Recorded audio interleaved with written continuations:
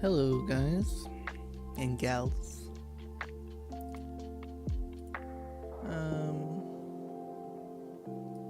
It's time we started looking at what I want to do. So, let me lower this volume for this music. Okay. So, I'm trying to think of what is what is the purpose of things? I'm not a nihilistic in any sense. I believe there should be a purpose that everyone has. It's more of absurdist ideology I follow. But what I believe is... Oh, I don't need this on. Okay. What I really value is fighting for things that I believe in. And this is very, very important to me. And what I've realized in doing regular debates and talking to people online is that you need to do... Let me think how I want to word this. You need to do your best always when you are doing this, when you are debating. This is not to just fun games. These are things that will affect other people. These are things that will affect you yourself, because you're the one espousing ideas that could be unpopular or popular. And if you really are in a position where you want to change things, you need to prove, as hard as you can, to show that you ought to be viewed in a way where you're trustworthy. You need to build a rapport.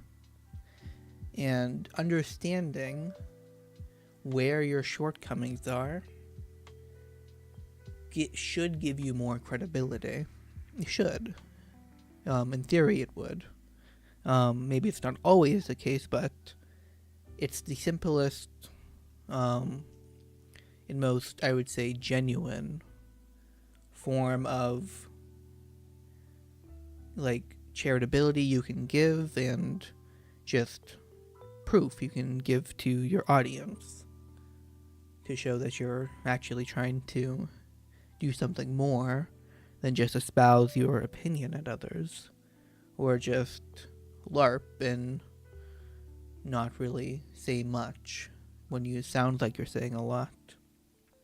So, in my efforts to push towards change for stuff that I believe in, I have taken an oath. You guys should know this in my previous episodes. I'll mention it again. I want to read more, so I still have this book that we're reading. I have taken a few days off, but I need to read more. I noticed there are problems that in my speech. There are problems in my reading, in my comprehension skills. There are just many problems that, although maybe don't directly correlate to my ability to form coherent arguments, but are proxies to form, are definitely proxies towards that, but also in how people view you. If you are making a good argument, then how your audience views you is just as important, because you could be making a good argument, but your audience just doesn't care. So, looking as credible as possible is one of the most important goals right now for me. Because I've noticed that what I do with, let me think, what I do in debates, I usually get behind positions that I do not necessarily believe in, or I do believe in, but I only believe it in a very, very obscure, a very obscure context. So, for instance, you could say, this is like more like the difference between the metaphysical and the normative levels of things. So, like, on a very, very individual basis, I might be okay with people killing other people. In terms of, well, not be okay with it, but I could understand why somebody did something that was obviously bad, but not, was it condemn? No, condemn is against, but not, commend it, I think it is. But a lot of people will take that and more use that nuance against you and kind of straw man your entire position inside their head. Now, I don't really see it as a fault of their own. I believe, assuming that they are being charitable, which a lot of the times they aren't, to be honest, but assuming that I'm in a situation where they are trying to convey points to me, and I express my points in a way that confuses them or makes me come off in a way where I am supporting positions that I just do not believe in because I am too nuanced in this just not the correct context for nuance to be in, where it almost looks like a dog whistle in some cases.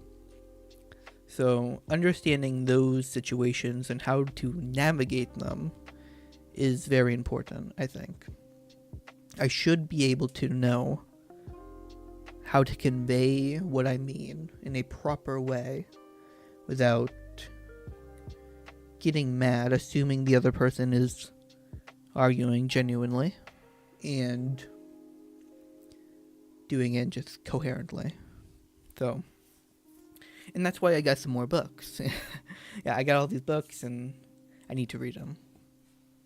So, I got The Study of Language. This is by George Ewell, and some social linguistics. I need to start forcing myself to say the words right. This is very, very important. I need to take away any mispronunciation,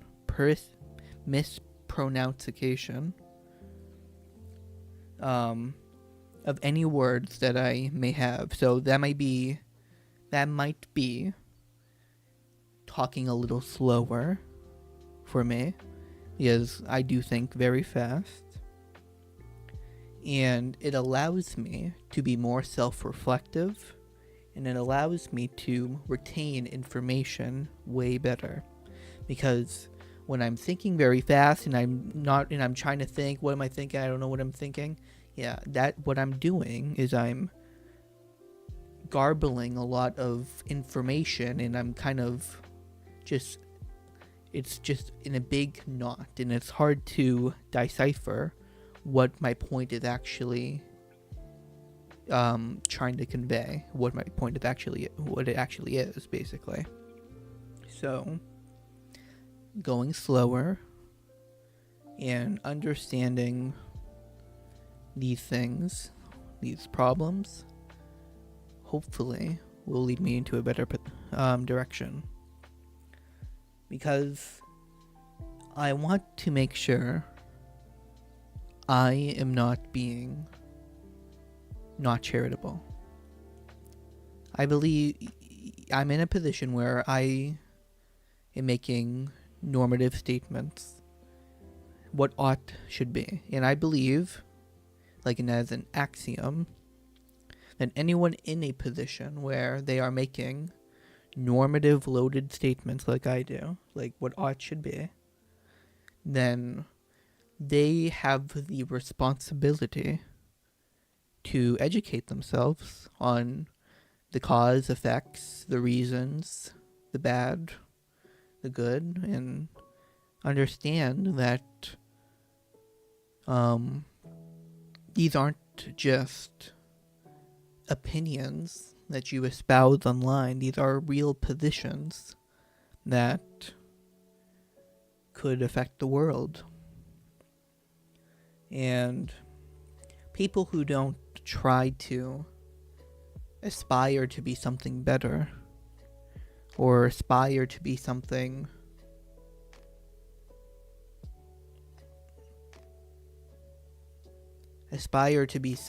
other than something in just their social group, it just feels like a lot of people are trapped in there, and they kind of form these echo chambers where they're epistemic echo chambers, and just little friend groups where they get themselves trapped in some kind of ideology, because that's just what your friends believe in, and it's not necessarily a bad thing. But if you're going to be advocating for some position, which could be seen as just believing, almost gatekeeping your friend group at some point for political views because you are just so ideologically different, then I believe you should be at least understand where both sides of the argument come from, and you can coherently explain, even empirically, why your arguments are better and why you are justifying your actions. Because there is a reason for everything. Now, I am not religious. I will never be religious. But everything has a reason. Or, I guess the more specific term is a causation. That causation may not have to might not have to have some kind of intent behind it, but it happened because of some other action. And understanding those actions hopefully leads to prosperity in your ideology, because people are just seeing you better. Okay, enough rambling. So what I want to do today, let me look where we at. So I want to finish this chapter we're on in ethics. I do have school starting up, and I think I will be recording myself going over schoolwork, and hopefully I won't get in trouble for recording that. But anyways, I want to read maybe a chapter and a half of this ethics today, and I want to read one chapter of the study of language. And this is George Yule, The Study of Language, 8th edition. It's just a textbook about language. This will help me with my grammar issues. And I need to very, very thoroughly learn about these ideas in a way that just benefits me. Now, when I'm talking like right now, I'm not sure if I'm being too descriptive right now. It almost sounds like to me that I'm using a lot of buzzwords, like something so profound. I don't want to do that either. I don't want to make it look like I'm intelligent. I want to show that I am intelligent. So, it's gonna be a journey to understand these problems. Okay.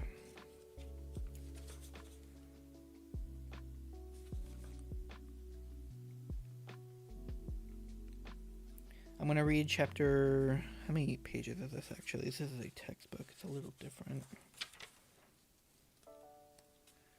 It's a lot of reading.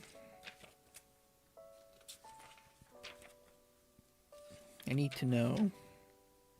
Oh.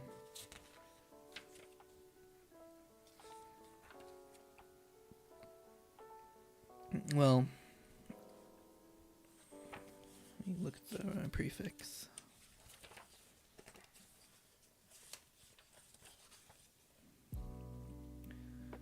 The origins of language. Oh, is there really animals and human language? Okay.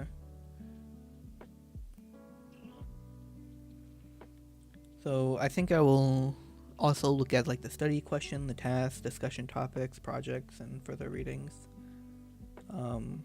Just so I build a good comprehension of the contents. And there are how many chapters in this? Actually, not too many chapters. 20? Is that 20? Looks like 20. Okay. And they're quite short chapters. Very short chapters. About,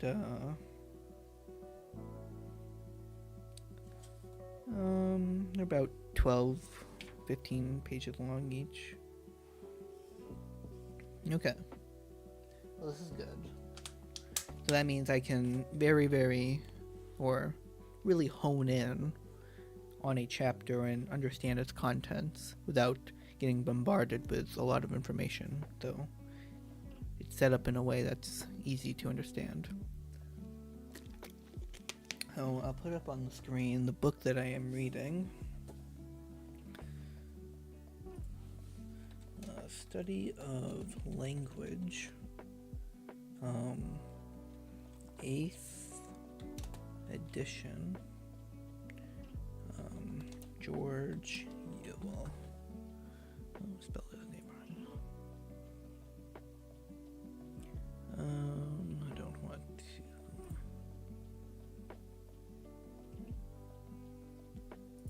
to. Okay. Oh, this is the book that I'm reading.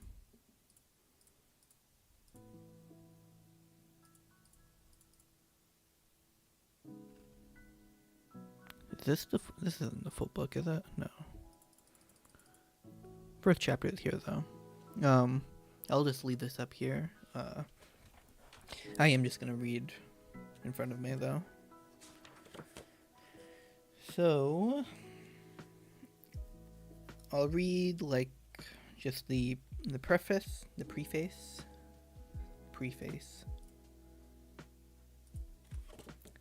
I think the preface or preface.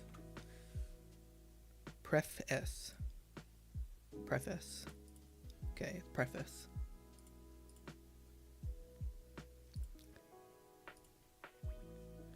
Preface. I wonder if I have a lisp too.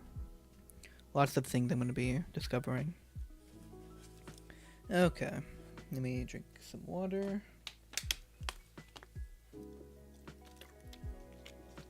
Okay.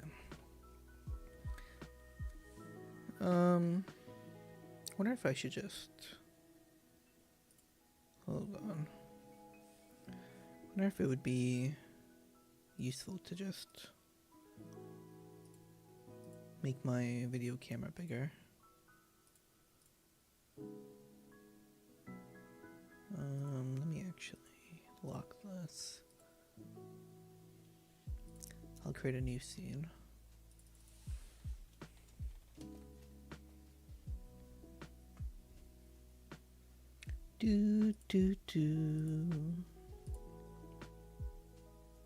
No, desktop audio is muted.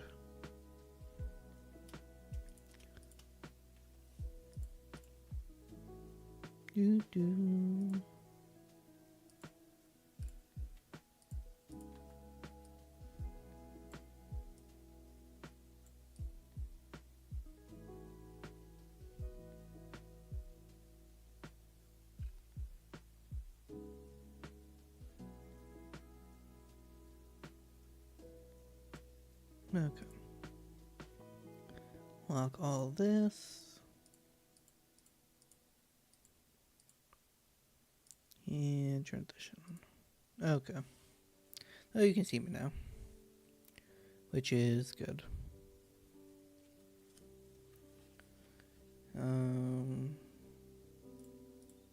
Perfect.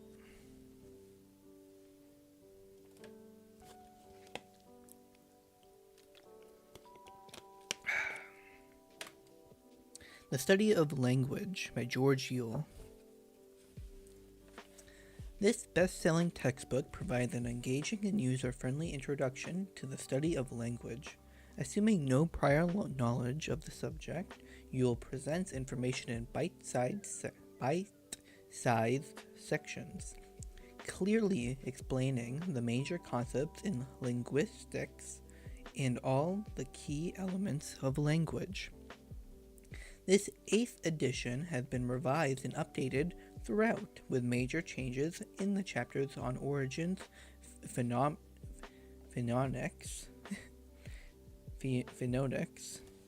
Okay, I need to understand how to pronounce words I am not familiar with too, because I will eventually encounter them again. Phonetics. That's the word. Phonetics. Okay.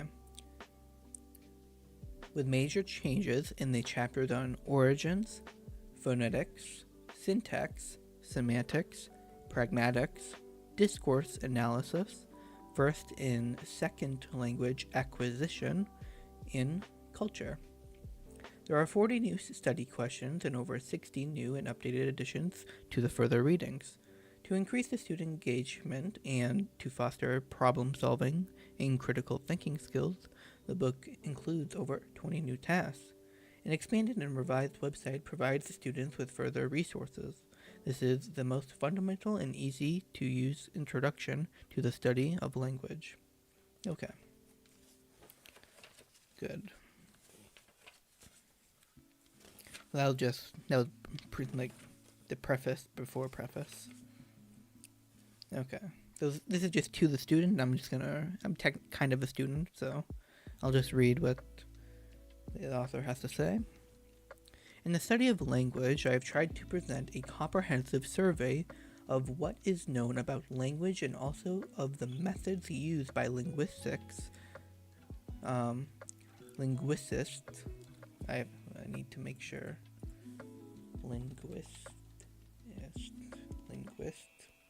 Linguistics. Yes. Linguist.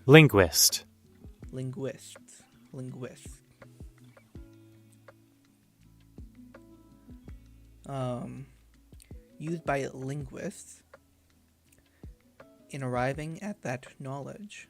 My main goal has been to provide a broad, concise treatment of a large number of topics, especially for those who may have had a little previous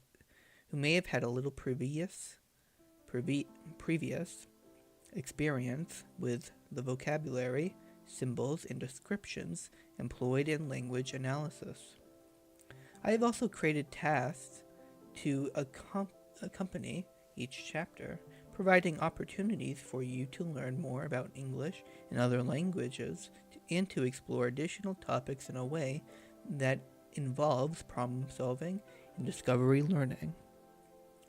There continue to be interesting developments in the study of language, but it is still the case that any mature speaker of a language has a more comprehensive, unconscious knowledge of how language works than any linguist has yet been able to describe.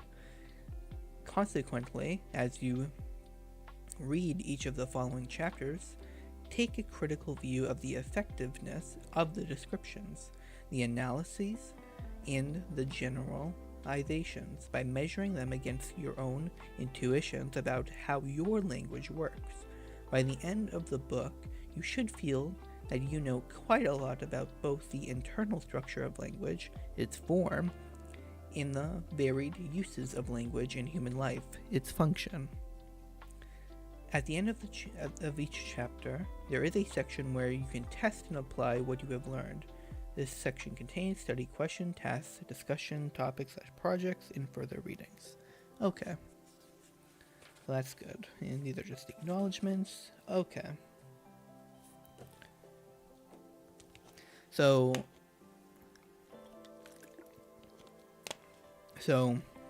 because we do not understand fully, objectively, why or how language is, it is good to keep in mind some of these theories could be wrong in the book.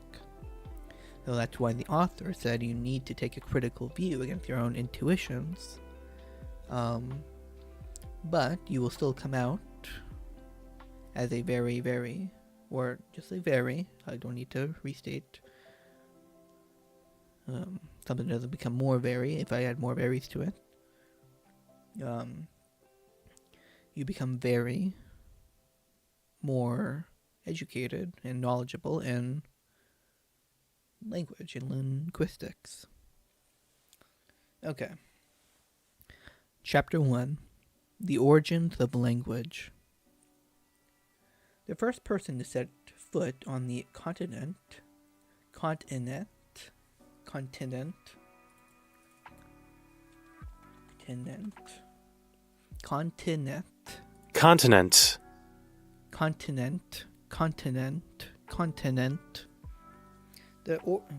The first person to set foot on the continent of Australia was a woman named Warramungi.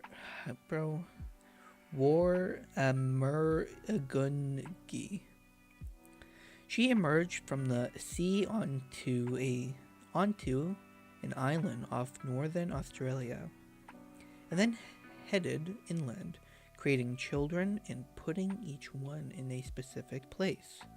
As she moved across the landscape, she told each child, "I am putting you here. This is the language you should talk. This is your language." This origin story from the Iwaja, pronunciation.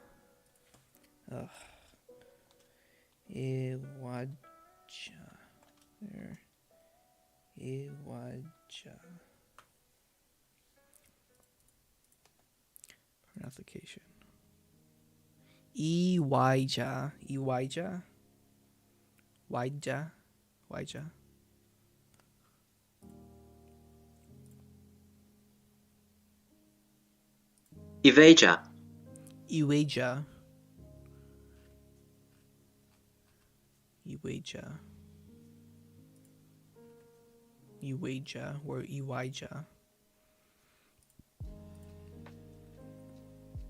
Elijah. Elijah, Elijah. The origin story of the Elijah people of Australia, illustrated in the paintings or in the painting above, offers an explanation of not only where language came from, but also why there are so many different languages. Among the English-speaking people, there have been multiple attempts to provide a comparable explanation, but not much proof to support any of them.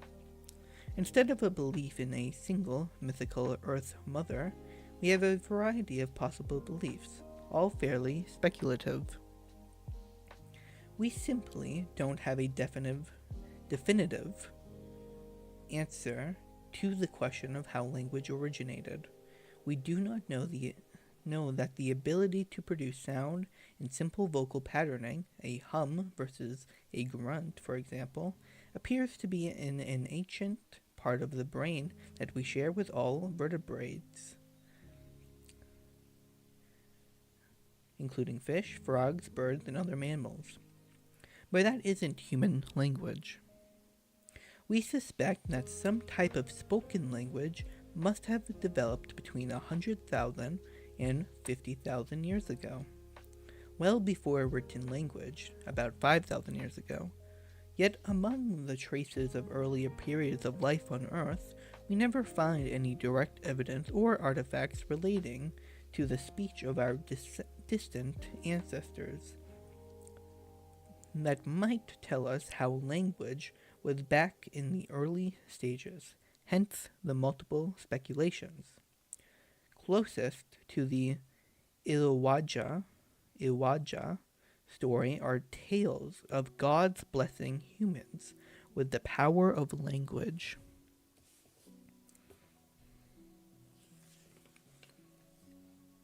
The divine source. In the biblical tradition, as described in the book of Genesis, God created Adam and whatsoever Adam called every living creature, that was the name thereof.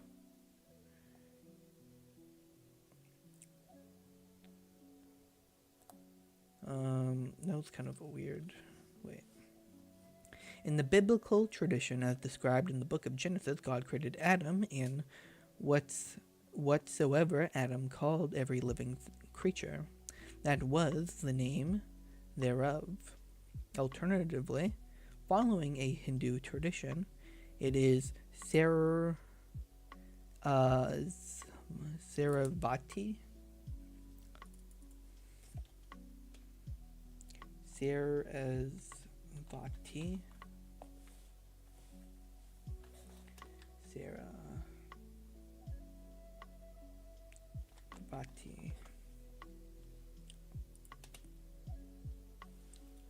Pronunciation.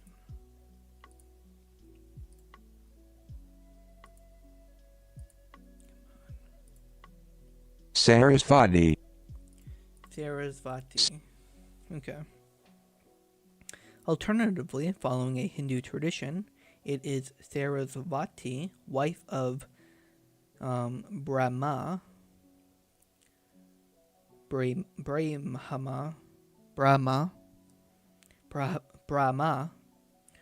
who is credited with bringing language to humanity. In most religions, there appears to be a divine source who provides humans with language. In an attempt to rediscover this original divine language, a few experiments have been carried out with rather conflicting results. The basic hypothesis seems to have been that if human infants were allowed to grow up without hearing any language around them, then they would spontaneously begin using the original God-given language. The Greek writer Herodotus reported the story of an Egyptian pharaoh named Thasmedicus, or Pistic, who tried the experiment with two newborn babies more than 2,500 years ago. After 2 years of isolation, except for the company of goats and a mute shepherd, the children were reported to have spontaneously uttered not an Egyptian word, but something that was identified as the Prygarian word bekos, meaning bread. Pregen, word bread. The pharaoh concluded that Phrygian, an older language spoken in part of what is modern Turkey, must be the original language. That seems very unlikely. The children may not have picked up this word from any human source, but as several commentators have pointed out, they must have heard what the goats were saying. First, remove the kos ending, which was added in the Greek version of the story, then pronounce be as you would the English word bed without d at the end. Can you hear a goat? Be, bed. In bekos. First, remove kos ending, which was added at the Greek version of the story, then pronounce be as you would in English with be without the d sound. Can you hear a goat? Though. Bekos. Okay, that's a good explanation. King James IV of Scotland carried out a similar experiment around the year 1500, and the children were reported to have spontaneously started speaking Hebrew, confirming the king's belief that Hebrew had indeed been the language of the Garden of Eden. About a century later, the Mogul,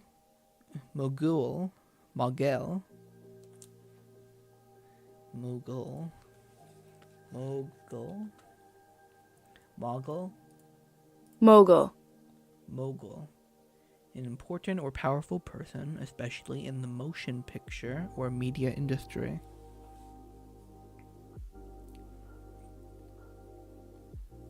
Okay. Mogul, right? Mogul. Yeah.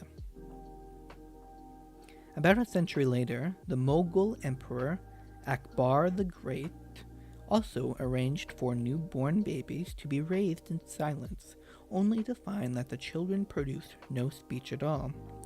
It is unfortunate that Akbar's result is more than in line with the real-world outcome for children who have been discovered living in isolation, without coming into contact with human speech. Very young children living without access to human language in their early years growing up with no language at all,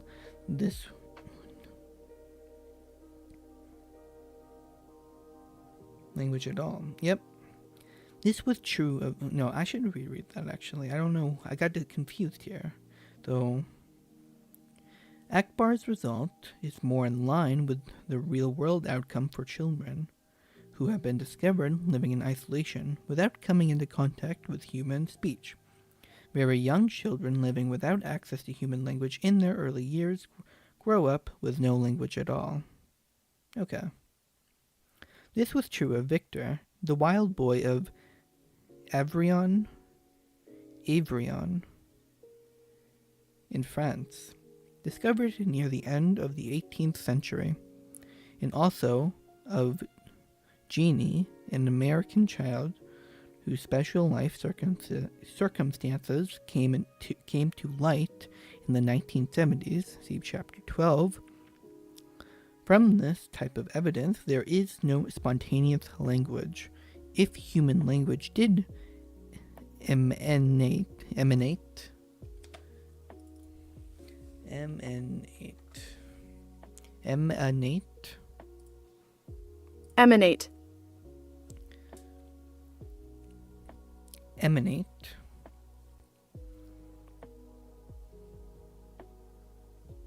If human language did emanate from a divine source, we have no way of reconstructing that original language, especially given the events in a place called Babel.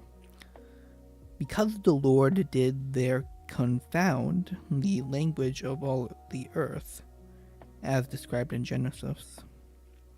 If human language did emanate from a divine source, we have no way of reconstructing that original language, especially given the events in a place called Babel, because the Lord didn't there confound the language of all the earth. Okay. What does confound mean? Confound. Cause surprise or confusion in someone, especially by acting against their expectations.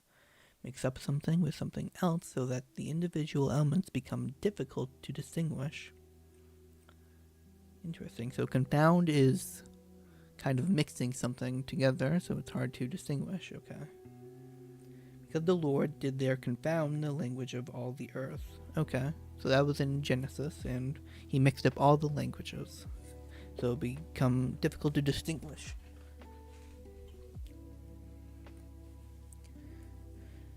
Okay.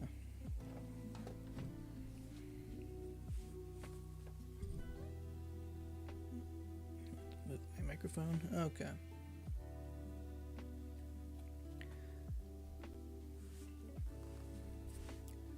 A quite different view. Oh, wait. The natural sound source. A quite different view of the beginning of language is based on the concept of natural sounds. The human auditory system is already functioning before birth, at around 7 months. That early processing capacity develops into an ability to identify sounds in the environment, allowing humans to make a connection between a sound and the thing producing that sound. This leads to the idea that primitive words derive from imitations of the natural sounds that early men and women heard around them, among several nicknames that he invented to talk about the origins of speech.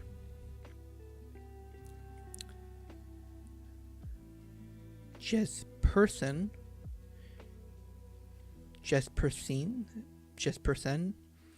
of 1922 called this idea the bow-wow theory.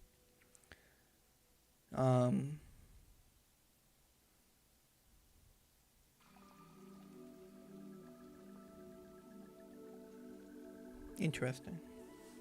So just imitation. The bow-wow theory. In this scenario, when different objects flew by, making a ka-ka or cuckoo sound, the early human tried to imitate the sounds and then used them to refer to those objects, even when they weren't present. The fact that all modern languages have some words with pronunciations that seem to echo naturally occurring sounds could be used to support this theory. So the fact that all modern languages have some words with pronunciations that seem to echo naturally occurring sounds could be used to support this theory. So, okay, interesting. In English, in addition to cuckoo, we have splash, bang, boom, rattle, buzz, hiss, screech, and of course, bow wow. Words that sound similar to the noises they describe are examples of... Okay. Ono, mato, poia, matopoia. Onomatopoeia. Onomatopoeia.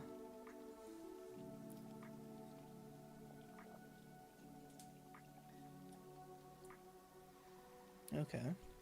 Onomatopoeia. I feel like I should be writing this down.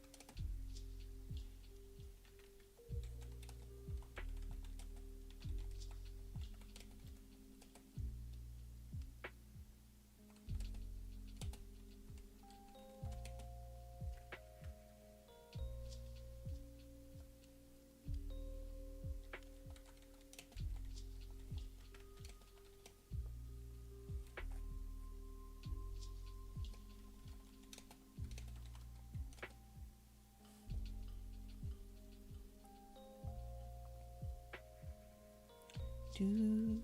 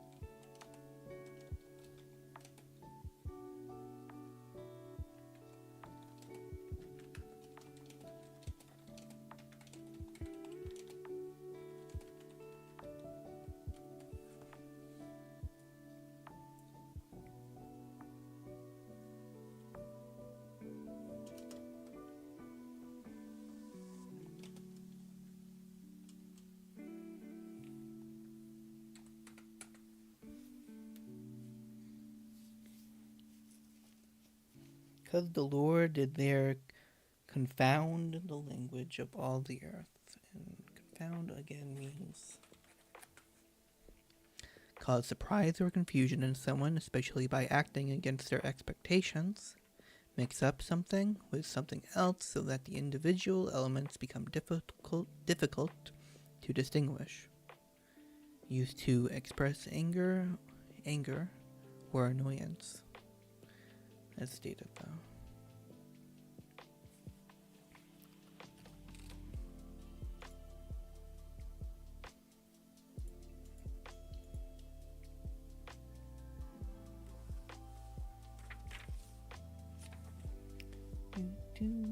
Do.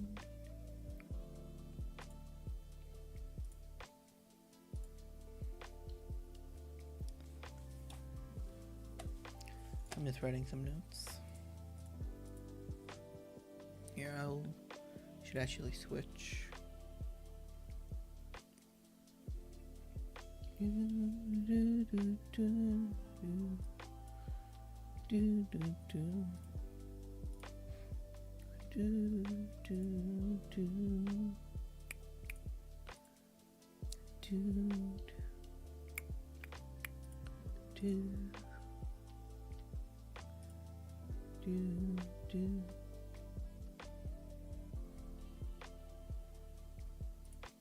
Okay, you guys can see what I'm doing now.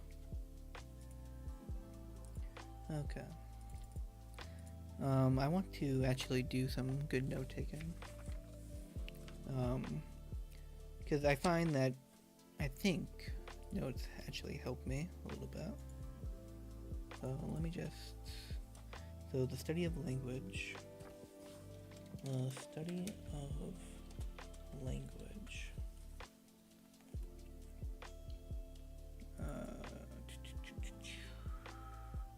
Let me just title this notes. Notes.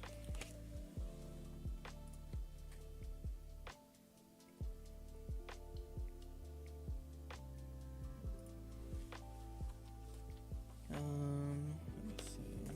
Stop. Chapter 1.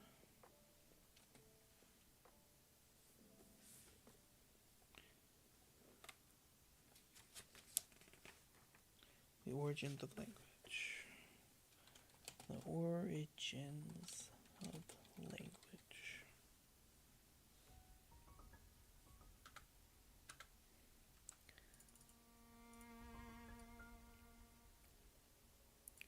Let me see. I think it's not much into latex, but I think it's like this, or nope, it's not that. Might be this.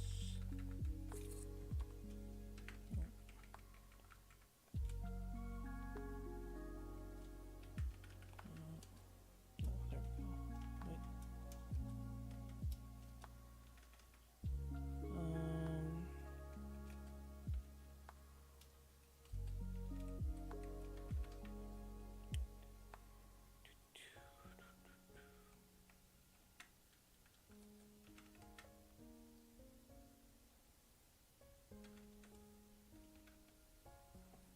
Do do do.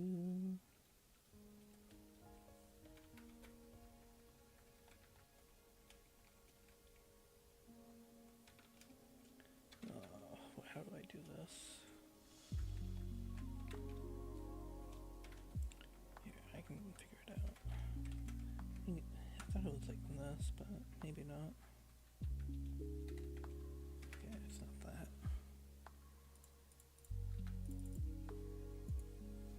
Format.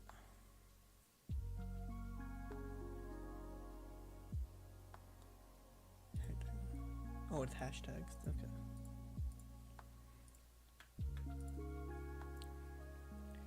Okay, the divine source.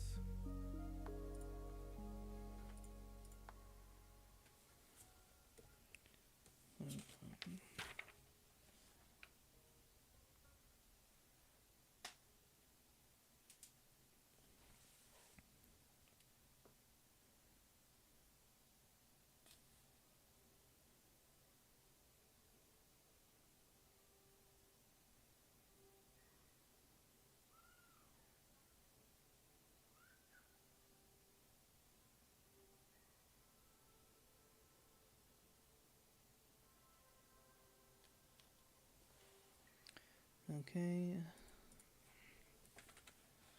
Language. The English language is hard to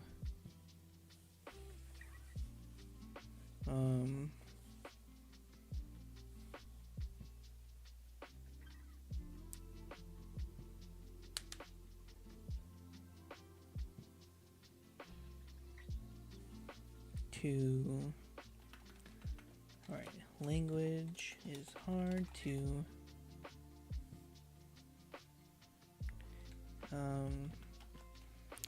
explaining where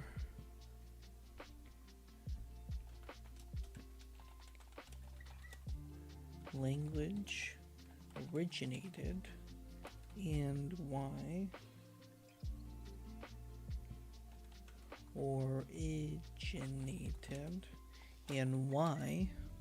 there are so many different ones is hard and fairly speculative.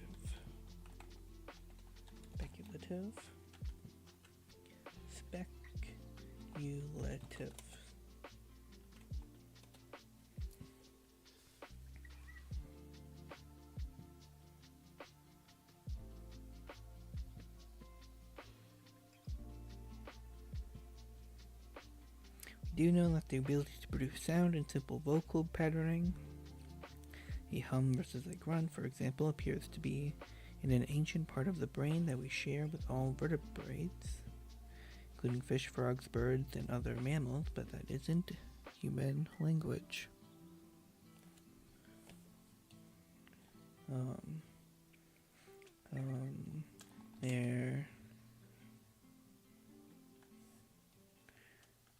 There is no definitive answer to why it originated. There are some simple vocal patterns in the brain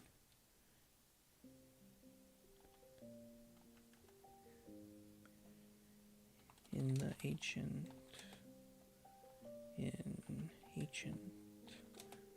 ancient part of our brains. Why it originated. There are some simple vocal patterns in the ancient part of our brains. Yet these are not. These patterns are not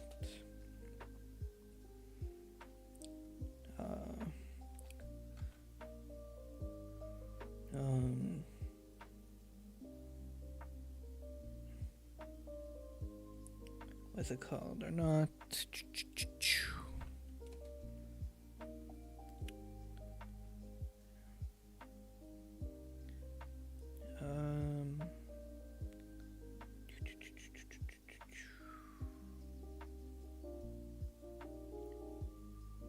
what's it called? Oh, I'm trying to think.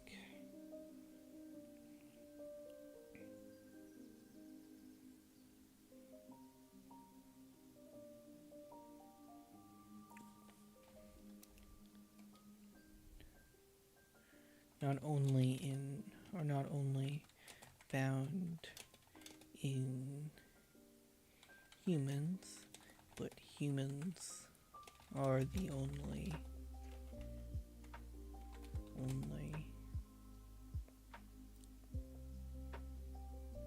ones with such a language. That isn't language. Okay.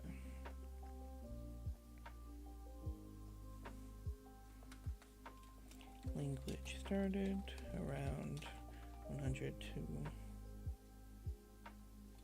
50,000 years ago. Written around 5,000 years ago. There is no direct evidence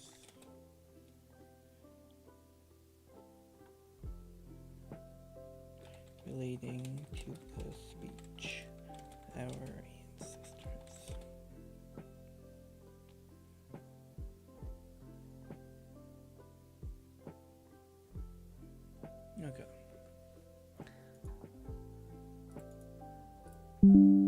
Yeah, I just have a hard time, like, formulating words in, like, I'm trying to, like, decipher, like, a meaning in my head.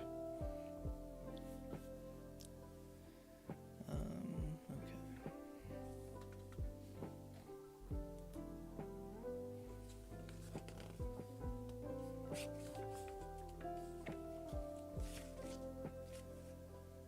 Okay, cool.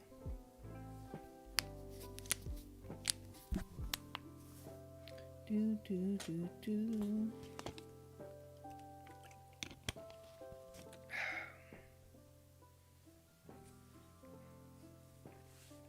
The natural sound of silence. So I already read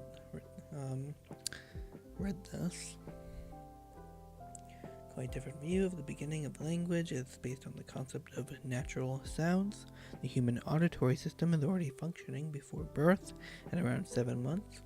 That early processing capacity develops into an ability to identify sounds in the environment, allowing humans to make a connection between a sound and the thing producing that sound.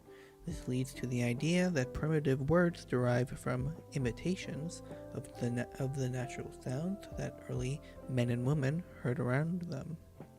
Among several nicknames that he invented to talk about the origins of speech,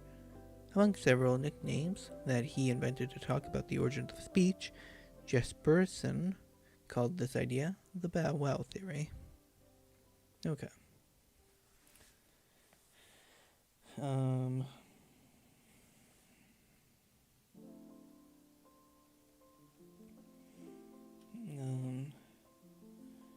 There are multiple theories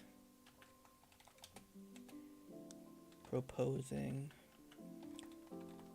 that language is a form of, is derived from nature.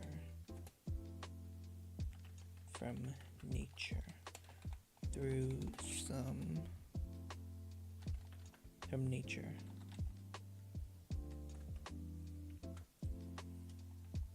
Bow Wow theory.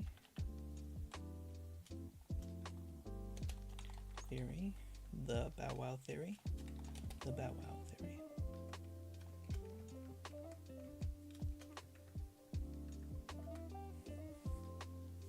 In the scenario when different objects flew by, making a caw-caw or cuckoo sound, the early human tried to imitate the sound and then use them to refer to those objects even when they weren't present. The fact that all modern languages have some words with pronunciations Pronunciation.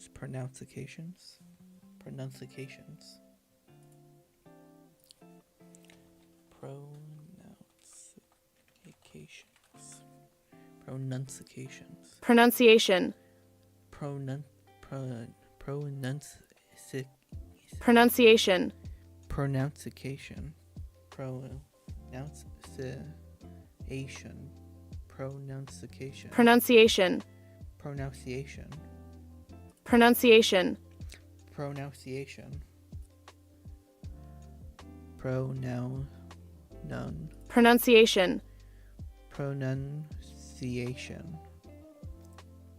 Pronunciation.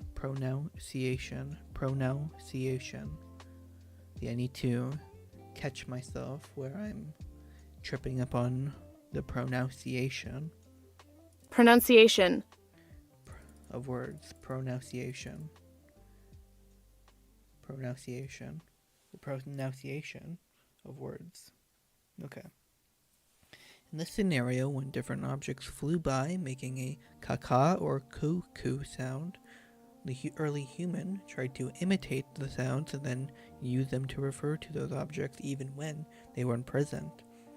The fact that all modern languages have some words with pronunciations that seem to echo naturally occurring sounds could be used to support the theory. In English, in addition to cuckoo, we have splash, bang, boom, rattle, buzz, hiss, screech, and of course, bow wow. Now, words.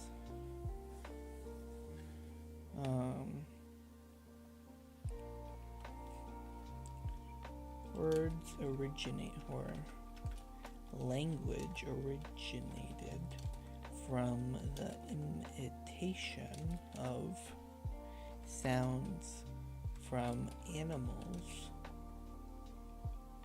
and various sources of sound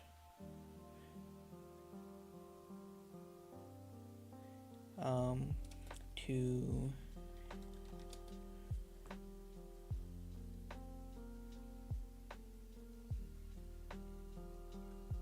from the imitation of sounds from animals and various sources. Various other sources. I don't need to say sounds twice. I don't want to be redundant. Language originated from the imitation of sounds from animals and various other sources.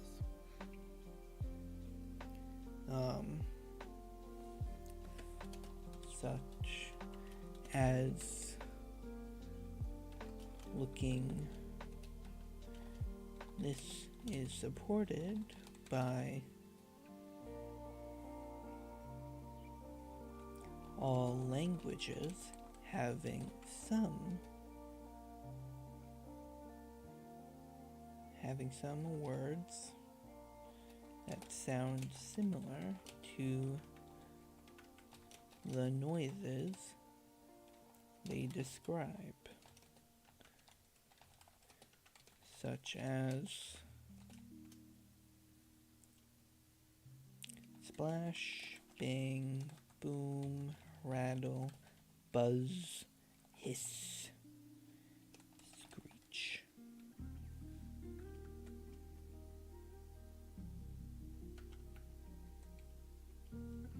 Screech, etc. Okay.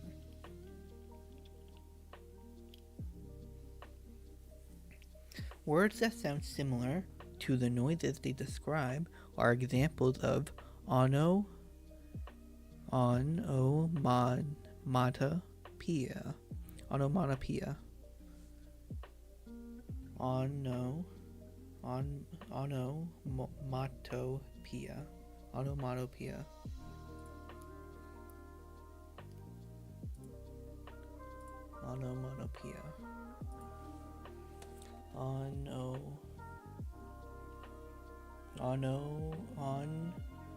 Onomatopoeia.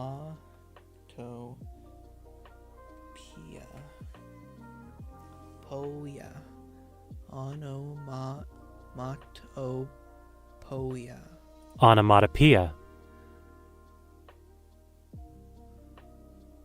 Onomatopoeia. Onomatopoeia. Onomatopoeia. Onomatopoeia.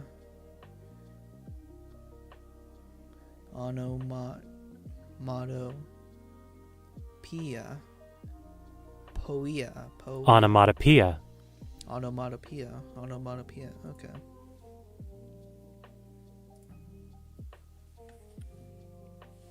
Words that sound similar to the noises they describe are examples of onomatopoeia. While a number of words in any language are onomatopoeic, onomatopoeic, it is hard to see how most of the soundless things, low brain, e.g., what does e.g. stand for? E.g. meaning. For example, okay. For example, low branch, as well as abstract concepts. For example, truth could have been referred to in a language that simply echoed natural sounds.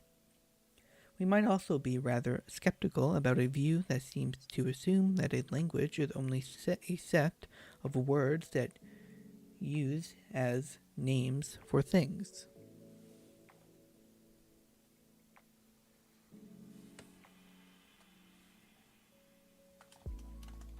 Words that sound similar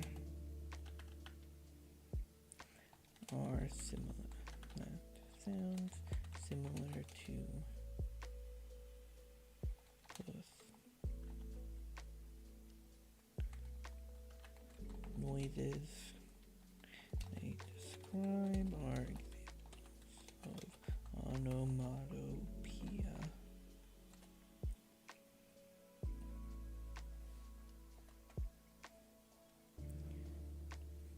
While a number of words in any language are onomatopoeic, it is hard to see how most of the soundless things, low branch, for example low branch, as well as abstract concepts, for example truth, could have been referred to in a language that simply echoed natural sounds. We might also be rather skeptical about a view that seems to assume that a language is only a set of words used as names for things.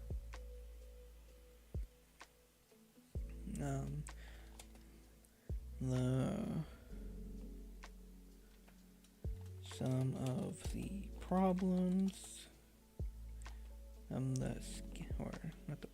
of the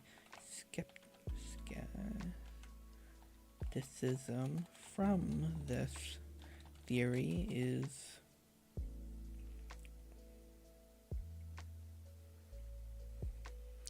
from pointing out soundless or abstract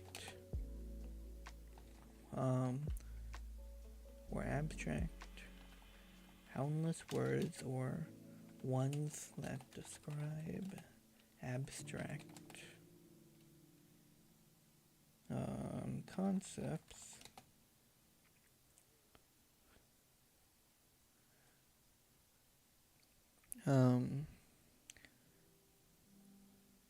because it does not make sense that a language derived purely from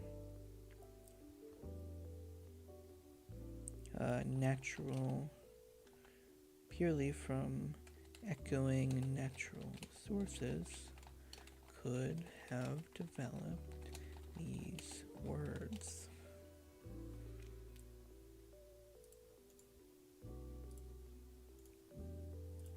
Some of the skepticism from the theory is no, I don't need to say from again. Some of the skepticism from the theory is pointing out soundless words or ones that describe abstract concepts.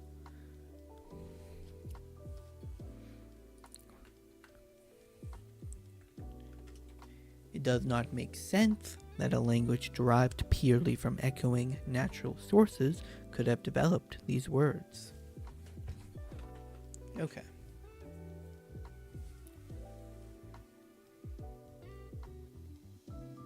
We might also be rather skeptical about a view that to assume that a language is only a set of words used as names for things.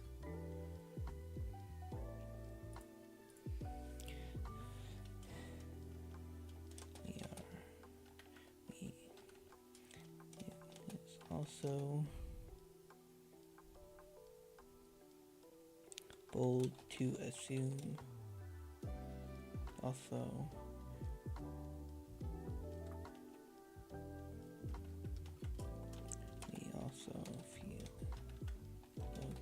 feels skeptical that a language is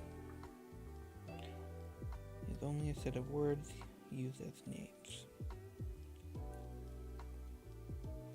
And language is only a set of words used for things. The poo-poo theory. Another of Jesperson's nicknames was the poo-poo theory, which proposed that speech developed from the instinctive sounds people make in emotional circumstances. That is, the original sounds of language may have come from natural cries of emotion, such as pain, anger, and joy. By this root,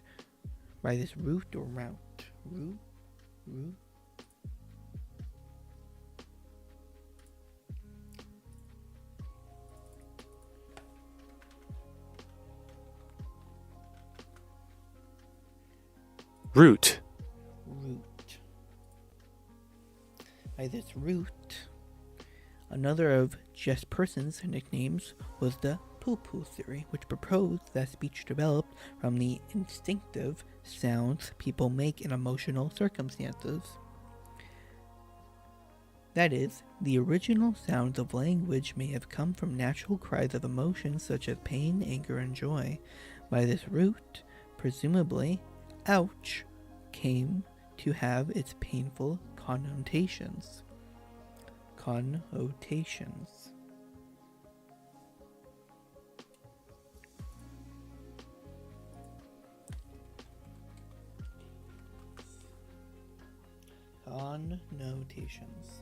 The idea of feeling that a word invokes in addition to its literal or primary meaning.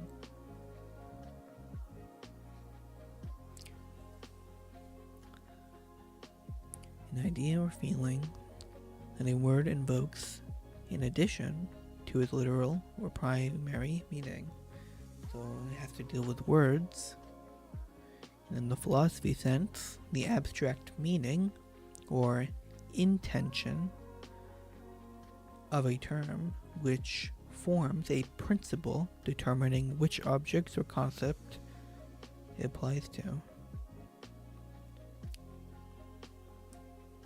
The word discipline has unhappy connotations of punishment and reprehension.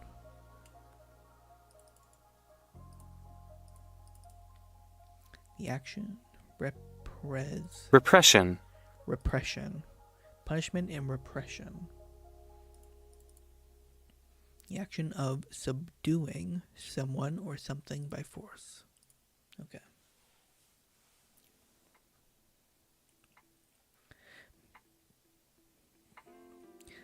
But ouch and other interjections such as or, pew, wow, or yuck are usually produced with sudden intakes of breath, which is the opposite of ordinary talk. We normally produce spoken language as we breathe out. So we speak while we exhale, not inhale.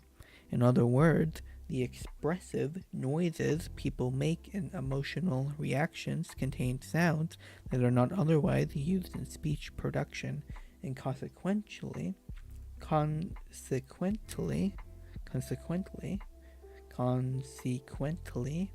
would seem to be rather unlikely candidates as source sounds for language.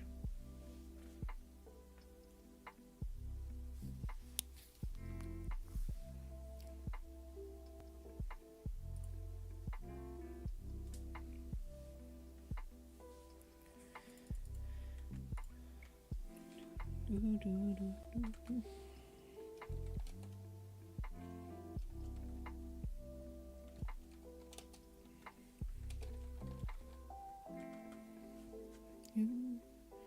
1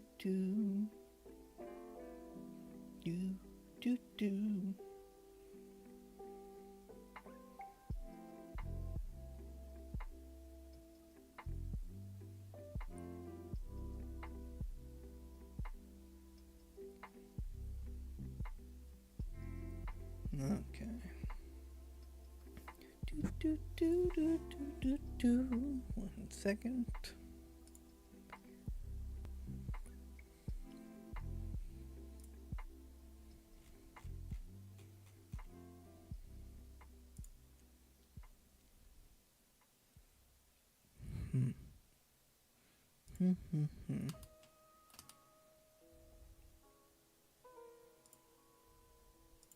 Okay. So, the theory was saying, if I try to remember, the poo-poo theory. So, he was talking about, so I have my eyes closed, was talking about emotion and how words are mostly derived from the emotional sounds that we make when experience a certain set of feelings, basically. I think that's what the poo-poo theory said, which proposed that speech developed from the instinctive sounds people make in emotional circumstances.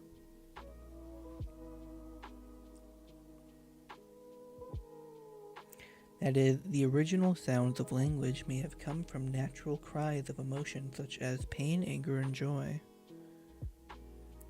By this route, presumably, ouch came to have its painful connotations. But ouch and other interjections such as ah, oh, pew, wow, or yuck are usually produced with sudden intakes of breath, which is the opposite of ordinary talk. We normally produce spoken language as we breathe out, so we speak while we exhale, not inhale. In other words, the expressive noises people make in emotional reactions contain sounds that are not otherwise used in speech production, and consequently would seem to be rather unlikely candidates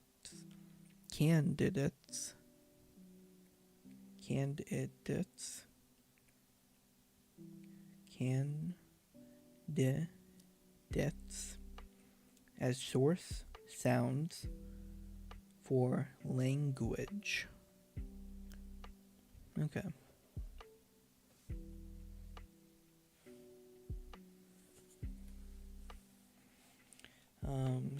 Instinctive, emotional sounds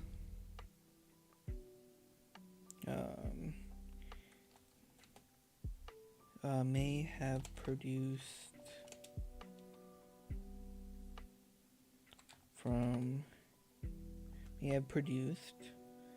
language from the natural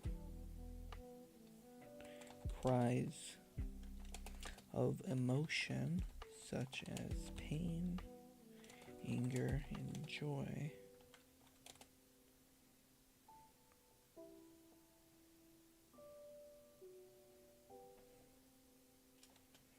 So, ouch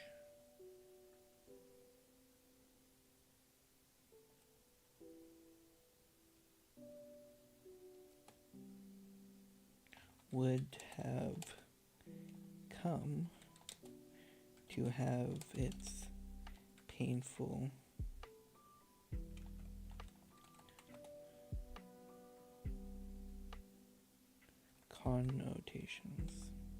connotations.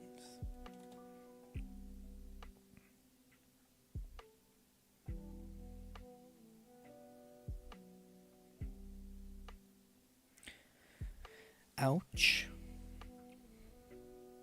Ah, oh, pew, wow, or yuck. Yuck. Ah, oh, pew, wow. We normally produce spoken language as we breathe out, so we speak while we exhale, not inhale. In other words, the expressive noises people make in emotional reactions contain sounds that are not otherwise used in speech production, and consequently would seem to be rather unlikely candidates as source sounds for language. But modern language contains sounds that are expressed through exhaling exhaling and not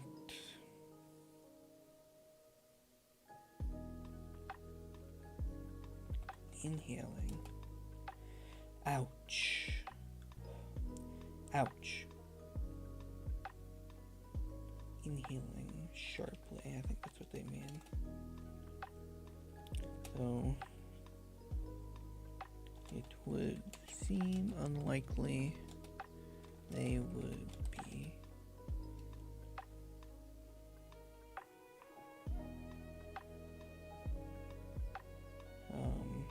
a source for sound, a source for language.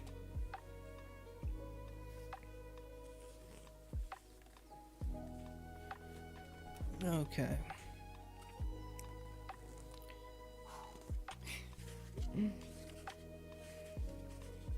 Oh, there's like no pages. There's barely any pages. Okay. The musical source. Part of the problem with the discussion of natural sounds is the assumption that they were used to create words. However, before we utter words, we can produce a wide range of sounds that aren't word forms at all. Let's go back to the observation that human infants can process sounds early on, and then soon begin to produce sounds in a way that may provide some clues to how language developed. There is a prolonged period in early infant development during which adults and infants interact via single sounds, then through more extended sound sequences as the child uses intonation,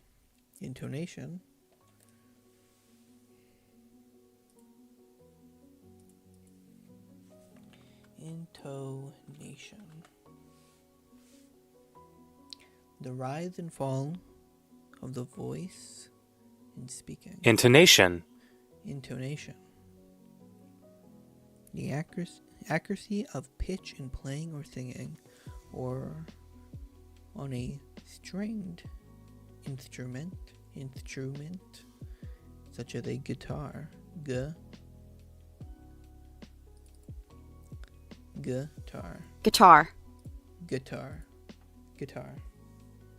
Okay.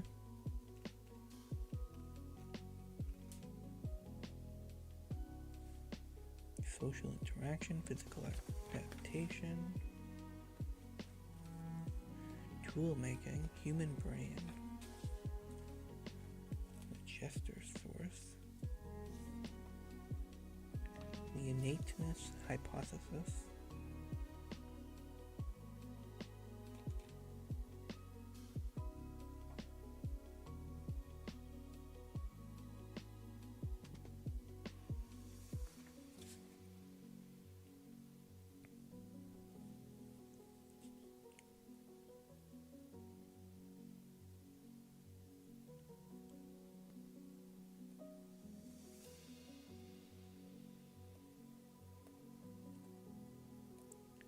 okay.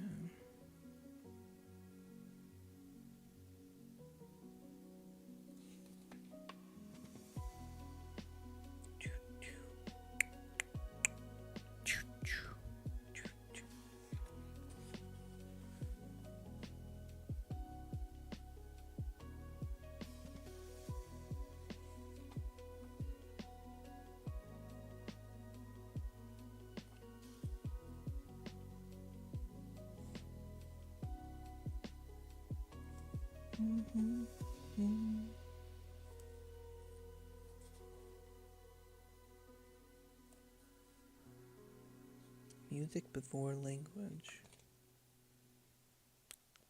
I know I should be going through a lot of this by reading it, but kind of just like looking at it right now.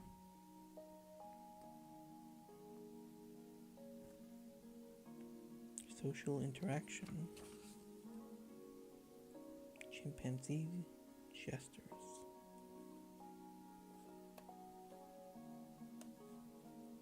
Innateness. These further readings are probably very important to look at. Displacement, communication, properties of human language. fall, small, tall.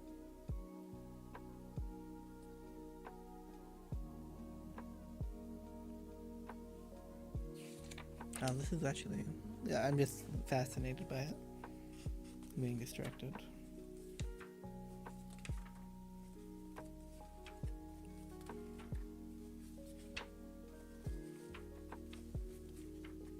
Okay. The musical source.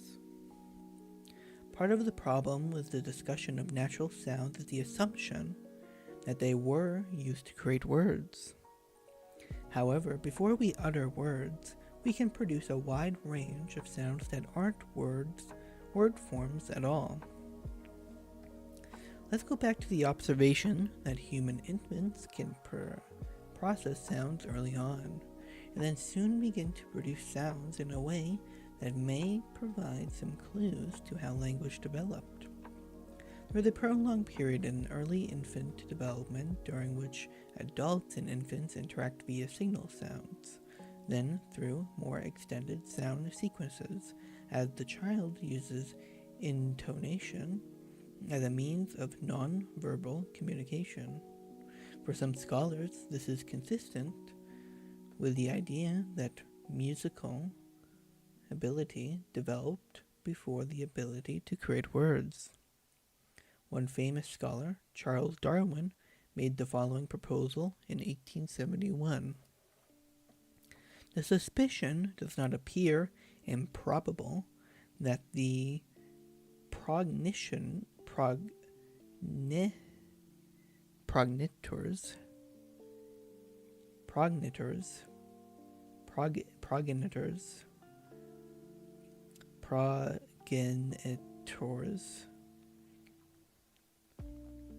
progenitors of man, either the males or females or both sexes, before they acquired the power of expressing their mutual love in articulate language, endeavored to charm each other with musical notes in rhythm. The idea that early humans spent their time trying to charm each other may not match the typical image that we have of our early ancestors as rather rough characters wearing animal skins and certainly not very charming. However, setting charm aside, we do have evidence that intonation, and hence the ability to create melody, develops in the human infant before other aspects of language. We might say that our first musical instrument was the human voice, or more specifically, control of the vibration of the vocal folds. Control of the respiratory system to produce extended sound was also required. Studies of newborn infants have found that they can recognize the intonation of their mother's voice and orient to that voice more than any other. They also show a preference for the intonation of their mother's language, even when spoken by others. These observations suggest that early humans may indeed have learned and used melody to express themselves before they added words to their songs. However, other creatures, from songbirds to humpback whales, also produce songs. We have to wonder what prompted humans to go beyond melody and develop a more elaborated elaborated Elaborate.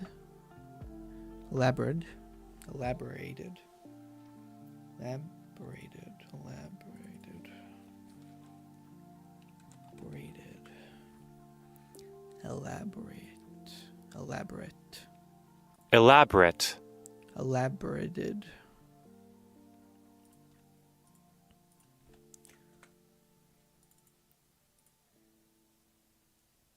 elaborated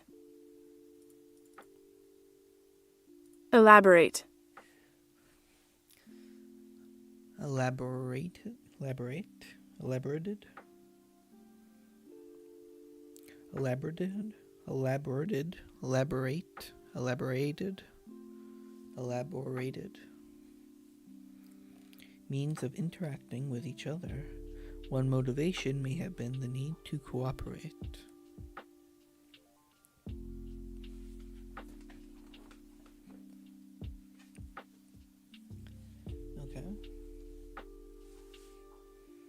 It's an interesting theory.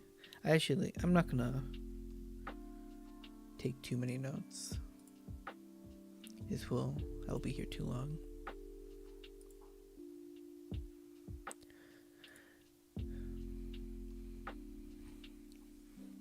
The social interaction source.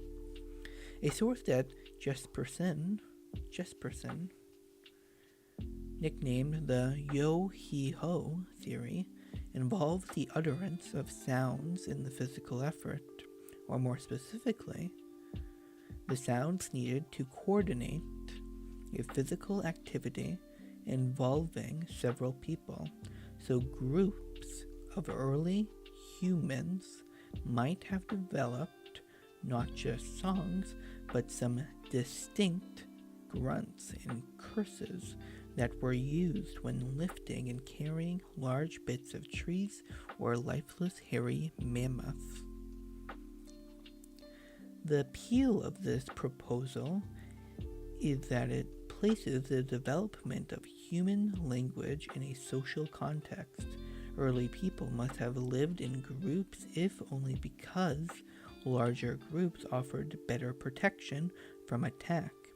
Groups are necessarily social organizations, and to maintain those organizations, some form of communication is required, even if it is just grunts and curses. Sounds, then, would have some principled use in the social interaction of early human groups. This is an important idea involving the uses of humanly produced sounds. It does not, however, reveal the origins of the sounds produced.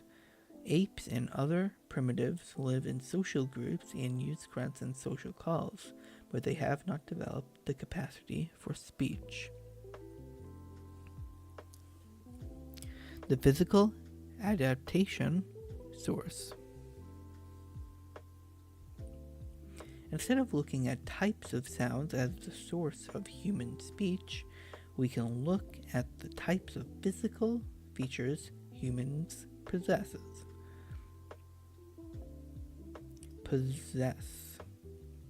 especially those that may have supported speech production. We can start with the observation that at an early stage of our ancestors made a major transition to an upright posture with bipedal locomotion. This really changed how we breathe. Among four-legged creatures, the rhythm of breathing is closely linked to the rhythm of walking, resulting in a one-pace, one-breath relationship. Among two-legged creatures, the rhythm of breathing is not tied to the rhythm of walking, allowing long articulations on outgoing breath with short in-breath. It had been calculated that human breathing while speaking is about 90% exhaling, with only about 10% of time saved for quick in-breath. Other physical changes have been found. The reconstructed vocal tract of a Neanderthal man from around 60,000 years ago suggests that some consonant-like sound distinctions were possible. Around 35,000 years ago, we start to find features in fossilized skeletal structures that resemble those of modern humans. In the study of evolutionary development, there are certain physical features that are streamlined versions of features found in other primates. By themselves, such features would not guarantee speech, but they are good clues that a creature with such features probably has the capacity for speech.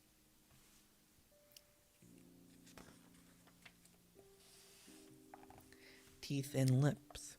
Human teeth are upright, not slanted outwards like those of apes, and they are roughly even in height. They are also much smaller. Such characteristics are not very useful for ripping or tearing food and seem better adapted for grinding and chewing. They are also very helpful in making sounds such as F or V. Human lips have much more intricate muscle interlacing than is found in other primates. And their resulting flexibility certainly helps in making sounds like P, B, and M.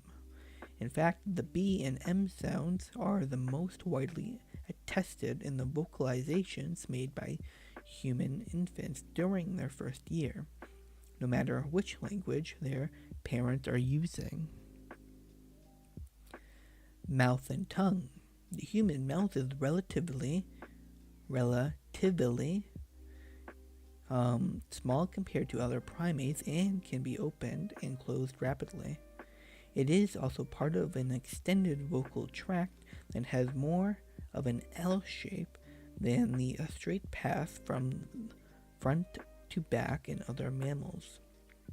In contrast to the fairly thin, flat tongue of other large primates, humans have a shorter, thicker, and more muscular tongue that can be used to shape a wide variety of sounds inside the oral cavity.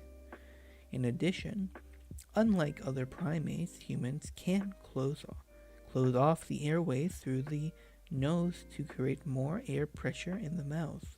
The overall effect of these small differences taken together is a face with more intricate muscular interlacing in the lips and mouth, capable of a wider range of shapes and a more rapid and powerful delivery of sounds produced through these different shapes.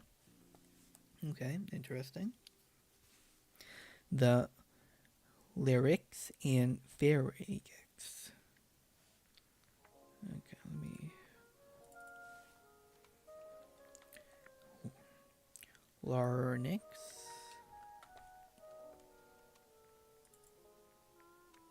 Larynx. Larynx. The larynx and pharynx. Is that?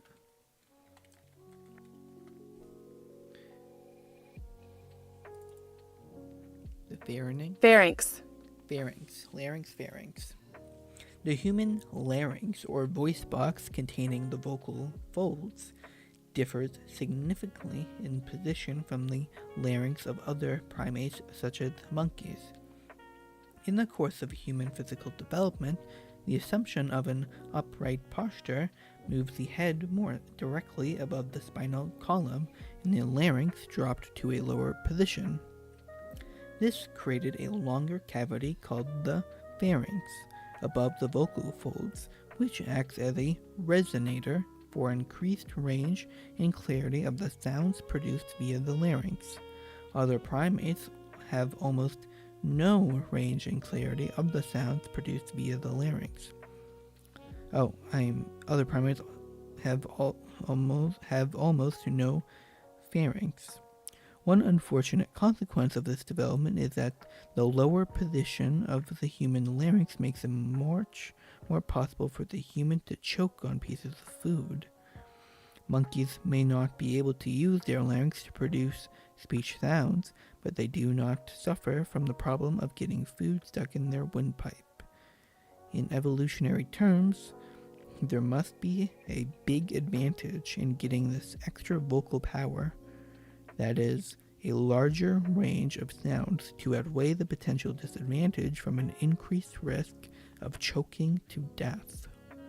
Wow. That is a good observation, because people do choke all the time, and it doesn't make sense evolutionarily,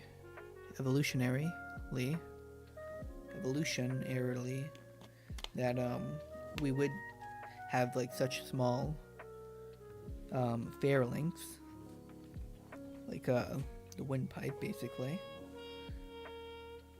that makes it easy for us to choke, especially in the wild.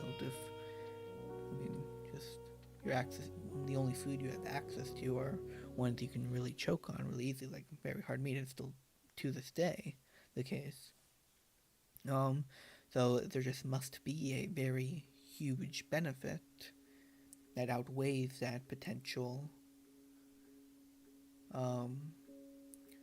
choking hazard. The tool making source. In the physical adaptation view, one function, producing speech sounds, must have been superimposed on existing anatomical features. Teeth, lips, previously used for other purposes, chewing, sucking.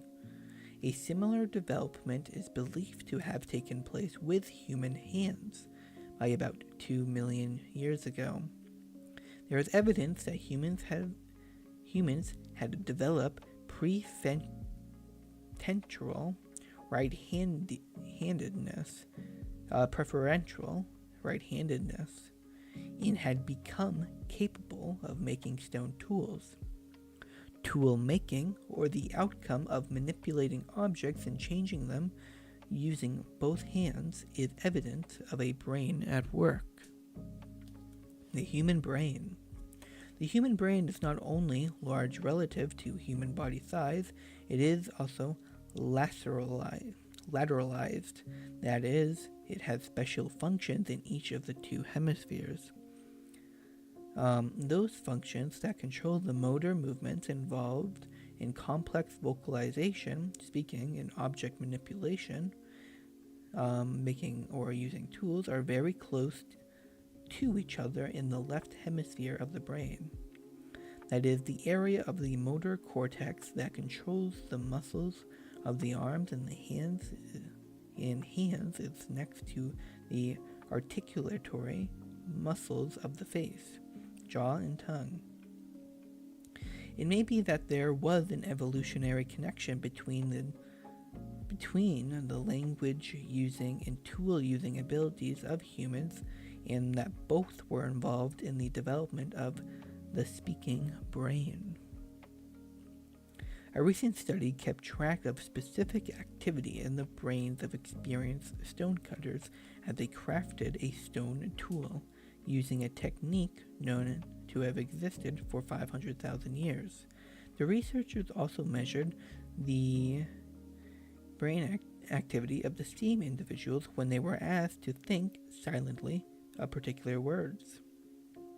The patterns of blood flow to specific parts of the brain were very similar, suggesting that aspects of the structure of a language may have developed through the same brain circuits established earlier for two-handed stone tool creation. If we think in terms of the most basic process involved in primitive tool making, it is not enough to be able to grasp one rock, make one sound. The human must also bring another rock, other sounds, into contact with the first in order to develop a tool. In terms of language structure, the human may have first developed a naming ability by consistently using one type of noise. That, for example, B. The crucial additional step was to bring another specific noise, for example, goo, into combination with the first to build a complex message. Be goo. Several thousand years of development later, humans have honed this message building capacity to a point where on Saturdays, watching a football game, they can drink a sustaining beverage and proclaim, "This beer is good." As far as we know, other primates are not doing this.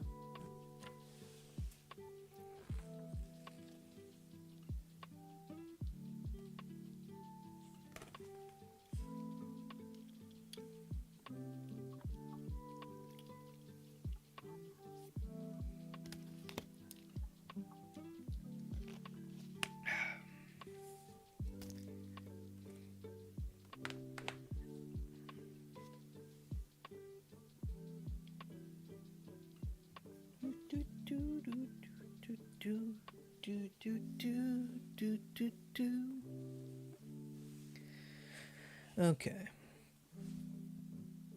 Excuse me. The gesture source.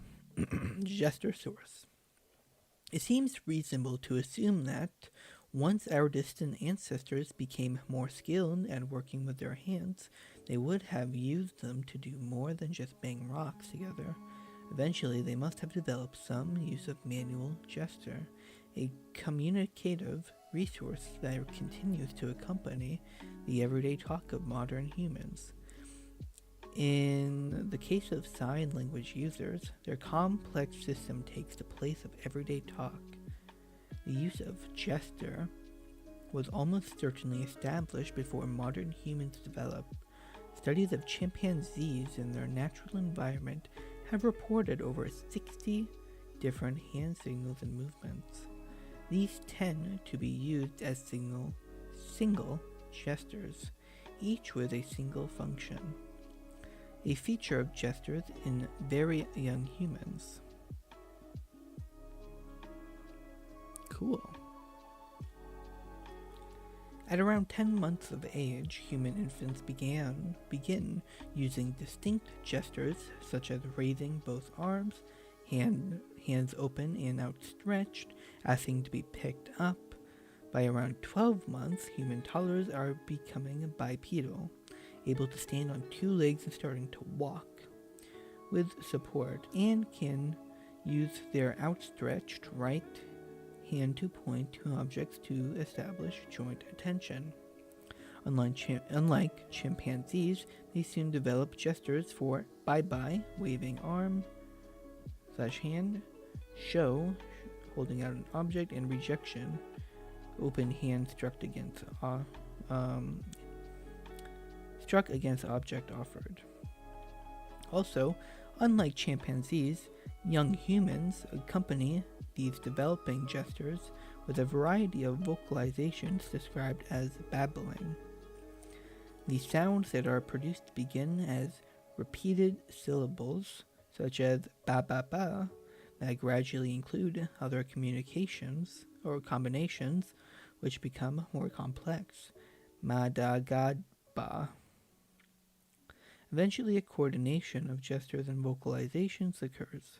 This can be observed in the use of an index finger pointing gesture and a vocalization such as baba or mama or papa or dada or gaga. When a familiar figure is present or enters the room, chimpanzees don't do that. Who is cringe lord who messaged me?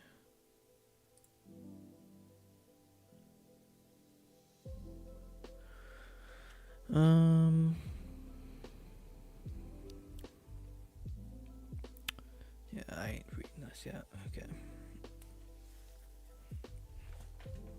For some scholars, this looks like the evidence that the development of a language was based on the connection that already existed between the human brain and the human hand. That close connection in the motor cortex between the muscles of the hands and the muscles of the face used in articulation would at least support the idea that human gesture and vocalization shared a physical source. Speaking from this perspective consists of articulatory gestures. The continued presence of gesture while we are engaged in conversation is clearly part of how we express ourselves when we speak. However, speaking is more than just moving the muscles of the face to produce single words in the same way that the muscles of the hand produce single meaningful gestures. When we speak, we engage other areas of the brain in a way that allows us to express ourselves more fully than simply through a manual gesture. Gestures continue to be part of the communicative behavior of modern humans, exemplified by the inclusion of gesture images like thumbs up as an emoji when we're texting, but they don't seem to provide an explanation of how we developed the phrases and sentences we also use while texting. Okay. The genetic source. As we have already noted, we can think of the human baby in its first few years as a living example of some of these physical changes taking place. At birth, the baby's brain is only a quarter of its eventual weight, and the larynx is much higher in the throat, allowing babies like chimpanzees to breathe and drink at the same time. In a relatively short period of time, the larynx descends, the brain develops, the child assumes an upright posture and starts walking and talking. This almost automatic set of developments and the complexity of the young child's language have led to some scholars to look for something more powerful than small physical adaptations over time as a source of language. Children who are born deaf and do not develop speech become fluent sign language users, given appropriate circumstances very early in life. This seems to indicate that human offspring are born with a special capacity for language. It is innate. No other creatures seem to have it, and it is not tied to only one specific variety of language.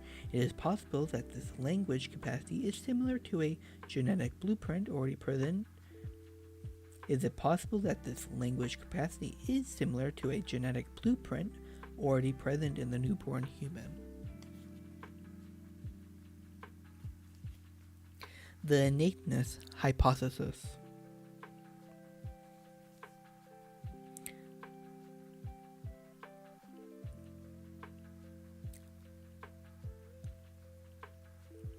Hypothesis.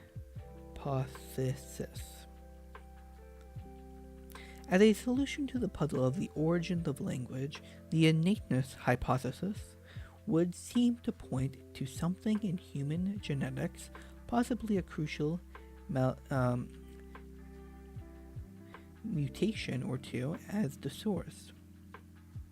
In the study of human development, a number of gene mutations have been identified that relate to changes in the human diet, especially those resulting in an increase in calorie intake, possibly tied to the ability to digest starch in food and a substantial increase in glucose production. These changes are believed to have enhanced the blood flow in the brain, creating the conditions for a bigger and more complex brain to develop. We are not sure when these genetic changes might have taken place or how they might relate to the physical adaptations described earlier.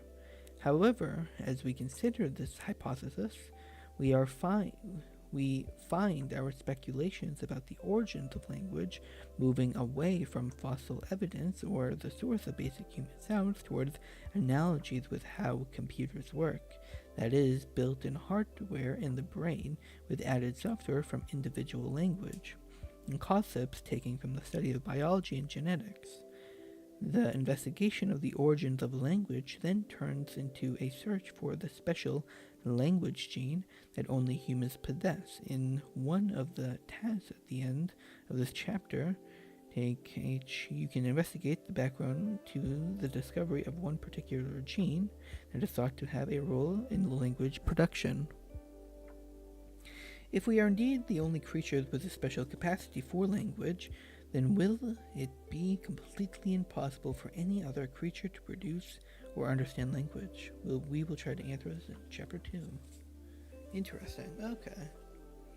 Well, that was a good... Yeah, I don't need to take so many notes. But, it's a good general idea to how we think the language is formulated.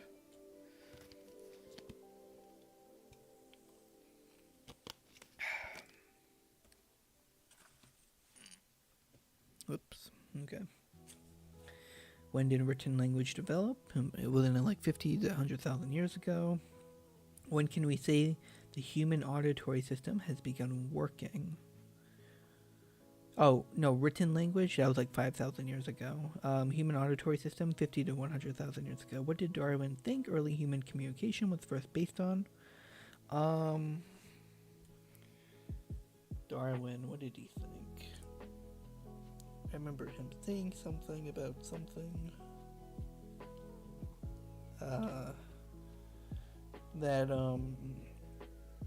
the sounds we made in nature corresponded to our ability to survive because of like natural instincts for predators, and it gave us like a inclination to develop groups and talk, whether something like that.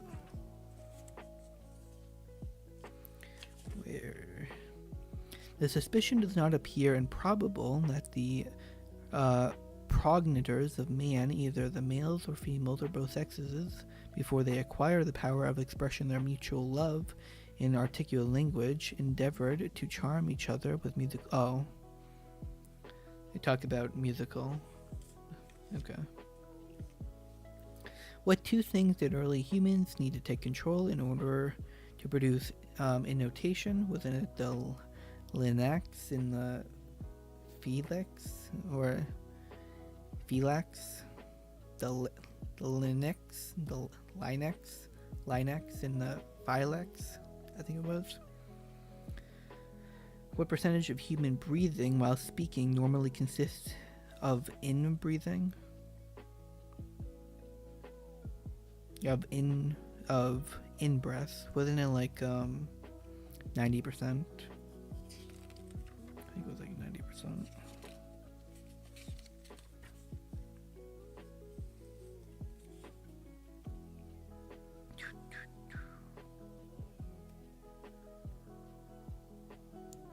Do do do do do do do.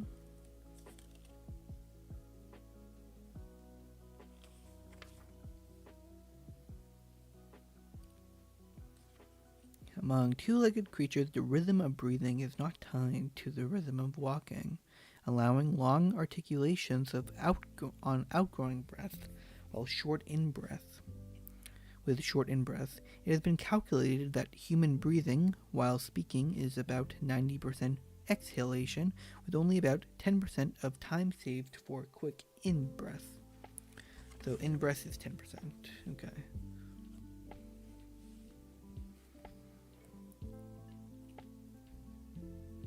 What is the difference between the position of the larynx in humans and the other primates?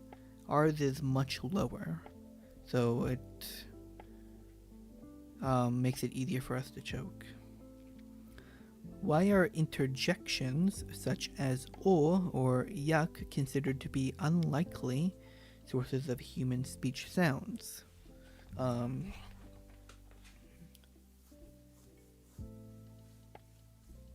Because it wouldn't explain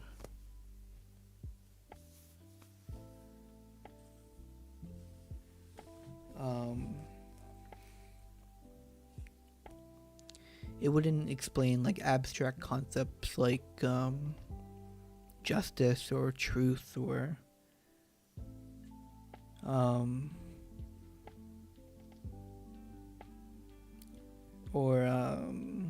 feelings, basically, I believe, or abstract concepts.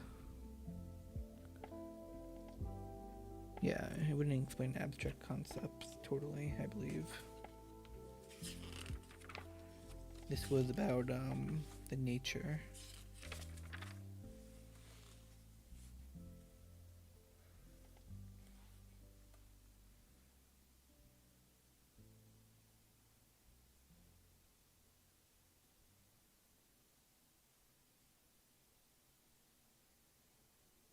Or, well, I guess that could be one explanation, but the main explanation is we normally produce spoken language as we breathe out. So we speak while we exhale, not inhale. In other words, the expressive noises people make and emotional reactions contain sounds that are not otherwise used in speech production, and consequently would seem to be rather unlikely candidates as source sounds for language. Yeah, so it doesn't match your way of breathing. So yuck yuck. Because it requires like a big inhale before you. Yuck, yuck, yuck, yuck. Ooh, ooh, ooh. Basically, yeah. It's not exhaling. What is the basic idea behind the bow wow theory of language origin? So this was like the natural, this was the natural aspect of the real one. So the last one about interjections such as oh or yuck was like the you, or the popo. It was the popo theory. Now the bow wow theory is about the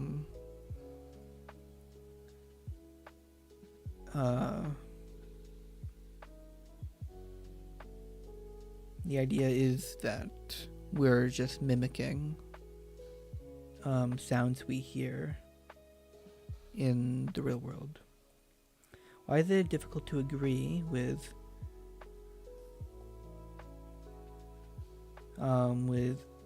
Thismeticus that Pyrrhicon must have been the original human language? Because I'm pretty sure that situation had a goat and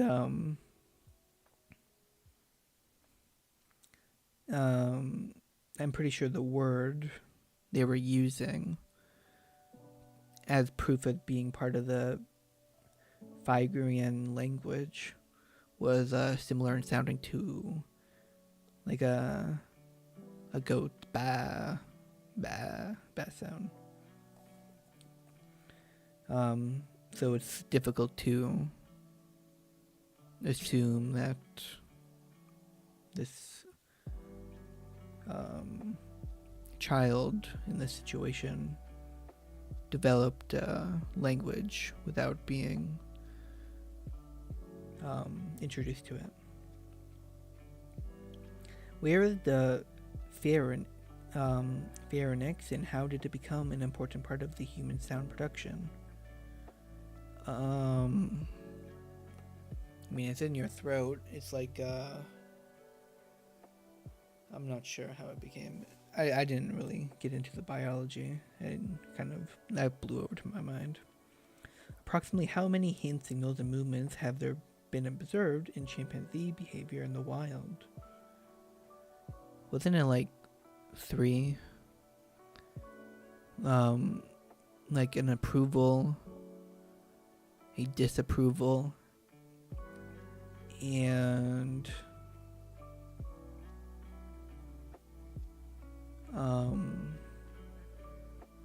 approval, disapproval,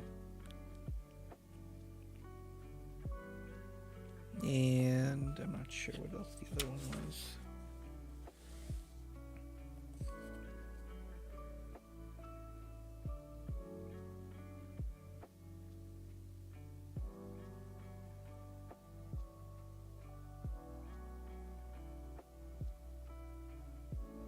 Bye-bye, show, rejection.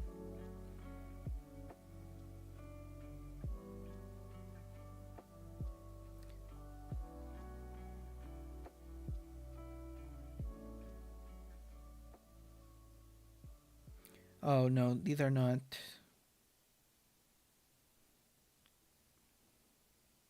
This doesn't say what I was thinking it said. Studies of chimpanzees internationally reported over 60 different hand signals and movements. Okay, so there's 60. And what was it for? These tend to be used as single gestures, each with a single function, or a feature of gestures in very young humans. Okay. For those scholars who view gesture as a source of human vocalization, what term is used to describe speaking? What was it?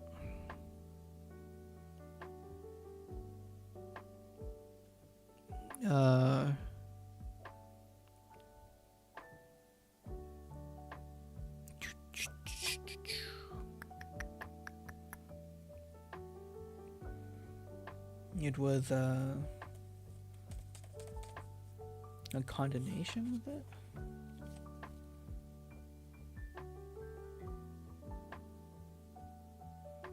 It wasn't the innate hypothesis, was it?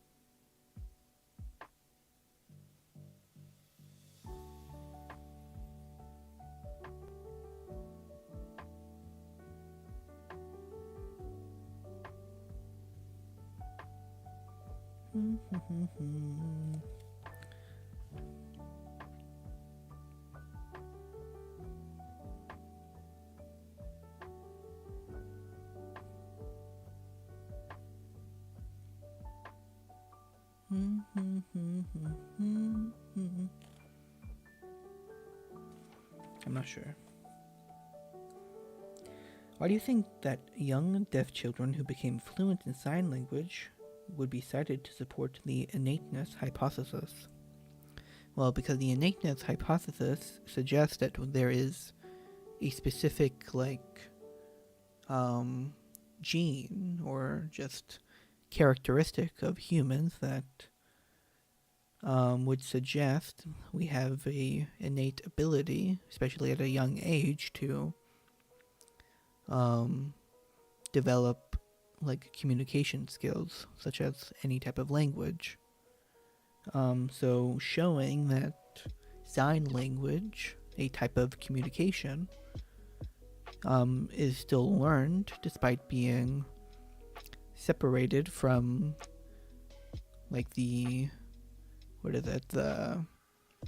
their mother and father's original communication style.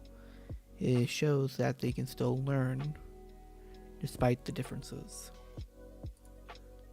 So it suggests that we are very adaptable in our communication and not rigid in the types of communicative styles. With which of the 7 sources would you associate the following quotation? Chewing, licking, and sucking are extremely widespread mammalian activities, which, in terms of casual observation, have obvious similarities with speech. So, chewing, licking, and sucking are extremely widespread. Okay. So this has to do with it almost sounds like the bow wow, bow wow, because the words, this had to do with panomia, I think it was. Let me bring this up.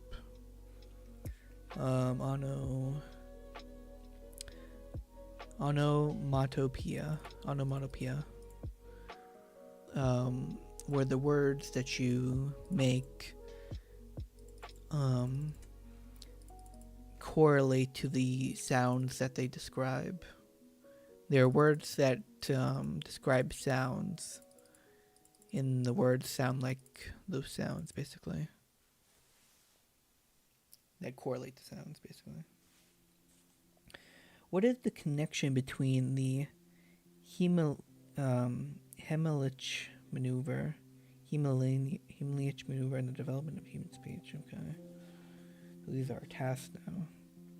Can you find out if Babel was a real place and why it was used in explanations of language origins?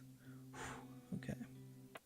What are the arguments for and against a teleological explanation of the origins of human language?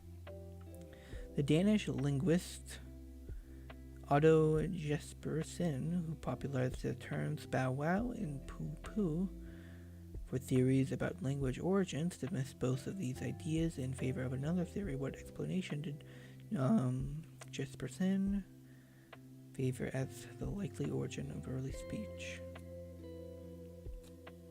Interesting.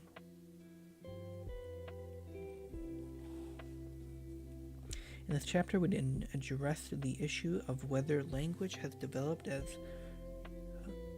part of our general cognitive abilities or whether it has evolved as a separate component that can exist independently and is unrelated to intelligence, for example.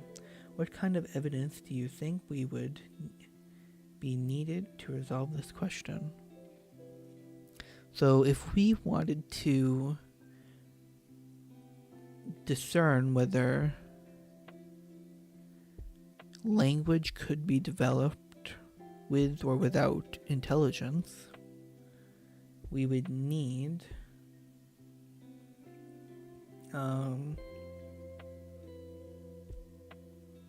examples of just I guess complex communication that in animals we wouldn't consider intelligent. It really depends, like, the threshold of language we are talking about, because would we really say it's a language in such as the chimpanzees examples, because language carries the presupposition of, is it presupposition? Or like the weight, presupposition. Tactically assumed beforehand. Like you're presupposing that language in reference to the human language. So if we wanted like an example of language like the human language without our intelligent capabilities, then we would need to find an example of that occurring. And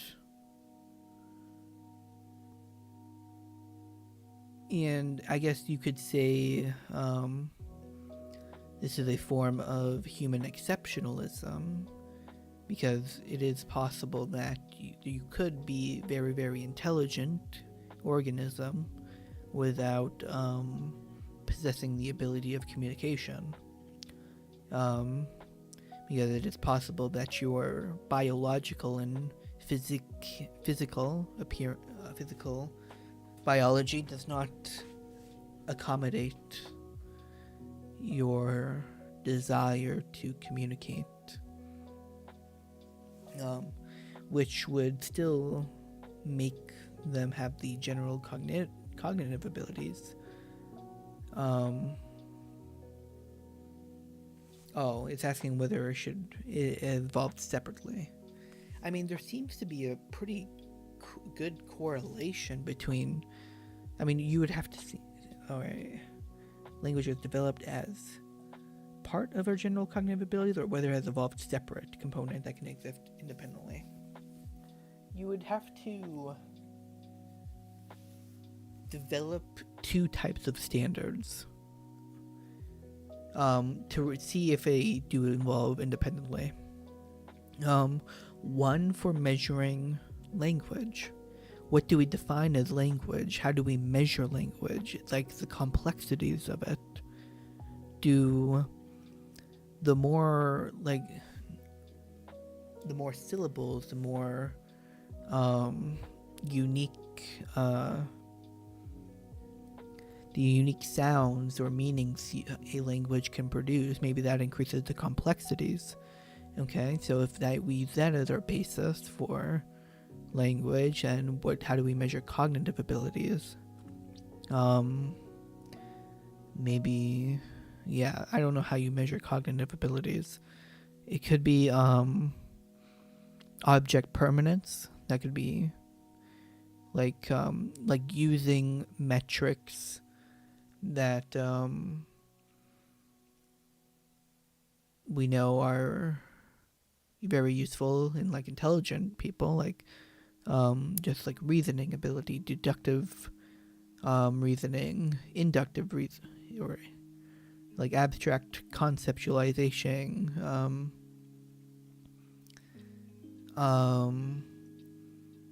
was it like the understanding of time and future dates, maybe there's what else,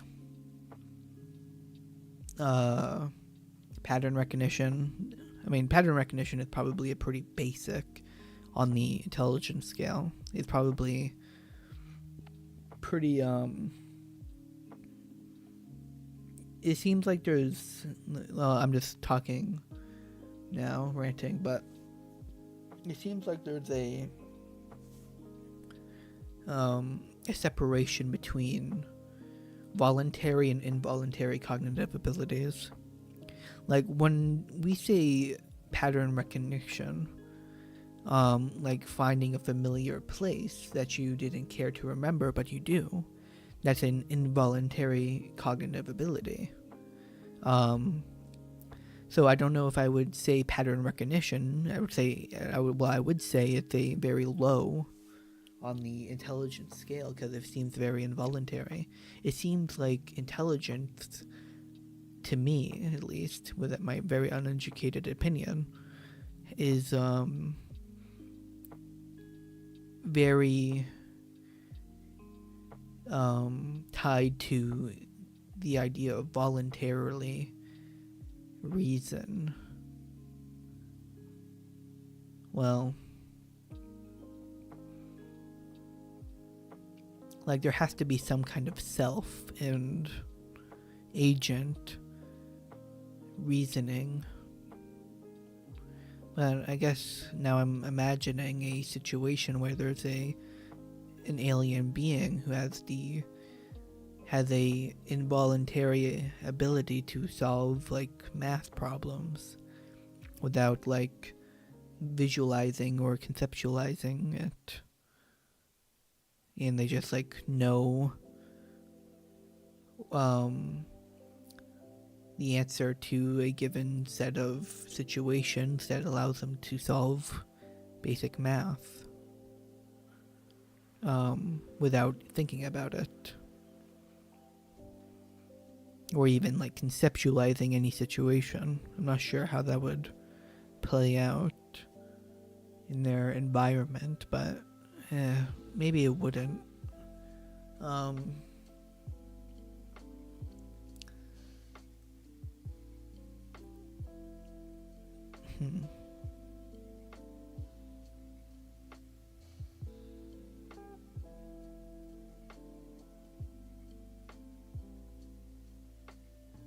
Interesting. Yeah, I'm not sure what I would. Well, I'm kind of generally saying what I'm sure of, but it would be hard to determine a real fair metric that isn't human-centric. Here's another discussion topic. When we reviewed the connection between gesture and vocalization in the lives of early humans, we didn't explore the context in which one of those would be favored over the other. Try to think of communicative situations, old or new, where one would be more useful, such as times when silence is needed, or when people can't see each other, or when people can only see each other through thick glass, or any other you can think of. Yeah, so language uses our senses.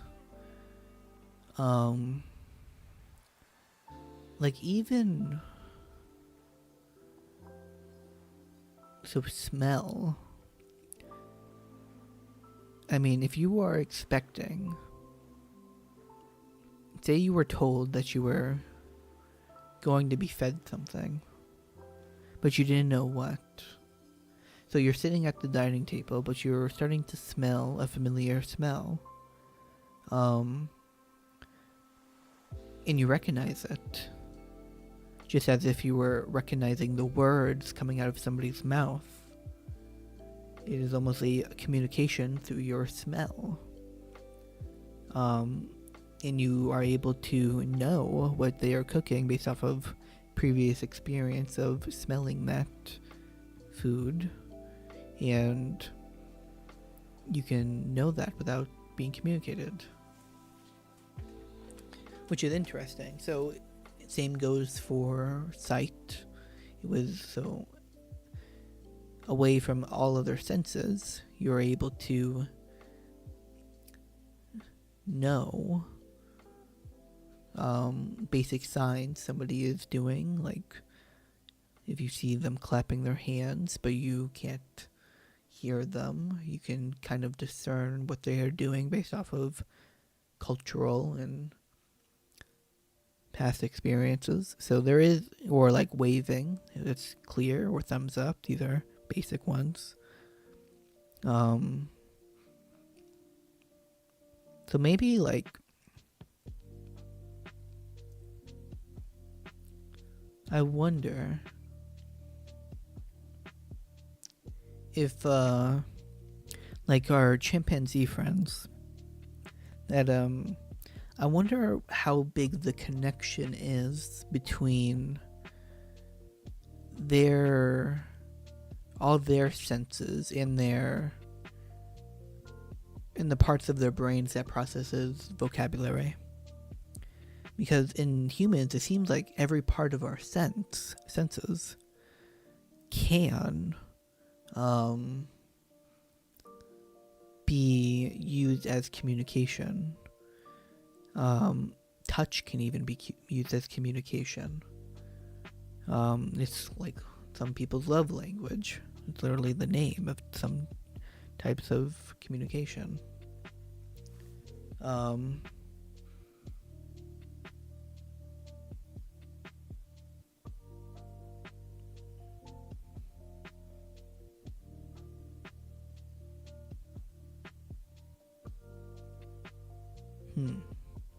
trying to think of like bigger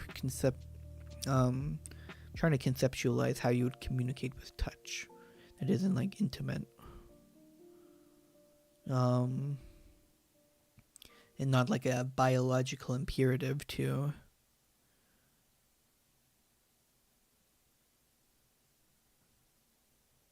do reproduction.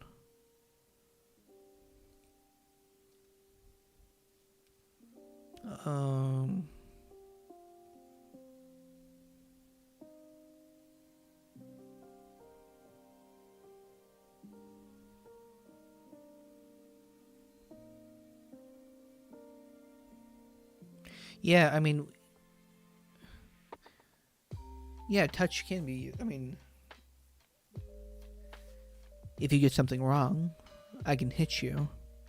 If you get something right, I can reward you with a head pat. Over time, you would obviously prefer getting head pats than getting hit, so if all you had at your disposal was your sense of self and your actions and your ability to respond to being hurt and rewarded, then only through pain or affection, then that is a type of language through your sense of touch. Smell, already said. Well, I mean, it's hard because in my first example where I was saying smell could be used as a type of language, I mean, very basically, I came up with an example of a person knowing that, being told that they are going to get food, or it could even apply to times where they don't know that they're going to get food and they're sitting at a table in the other room, somebody's making food and they are, And eventually the person sitting at the table smells the food, which would communicate, but it wouldn't. It would communicate there is something good being made. But I wonder how much of that is through like experience. If you smell something, how do you know what you are smelling is good or bad? Where does the sense of disgust come from? Is that really a... Oh yeah, I'm leaning back now. Where does that sense of disgust come from? There's obviously biological factors that come from that. But not in all cases. So I wonder if like people who are autistic that have a hard ability to discern from a, what's it called, to like apply past experience to present experience. I wonder if they have a greater ability to associate smell or just experiences as like new, because like a inability, like a almost like a, what's it called?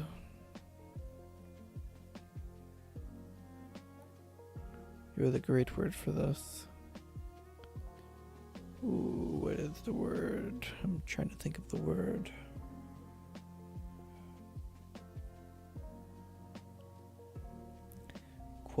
No, it's not colloquial. What am I talking about? It was like that in Matthews or Genesis one.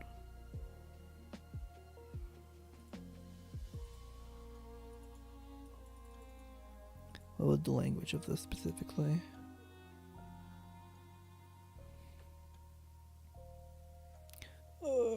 I'm gonna have to look in the book. I have the book here. I don't know why I'm looking up stuff.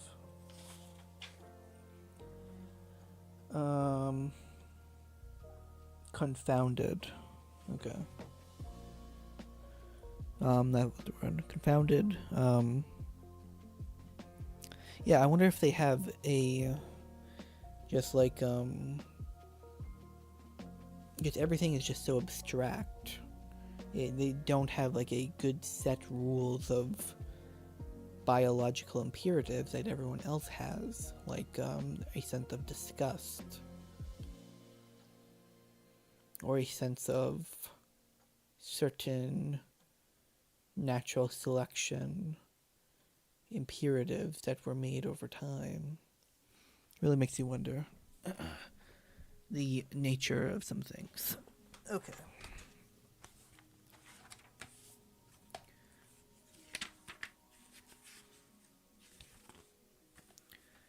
Let's see.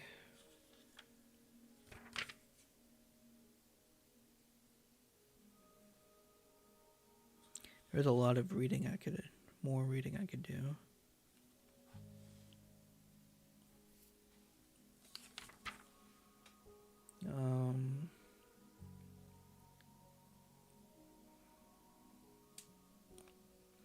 Either just tasks that are ontogeny,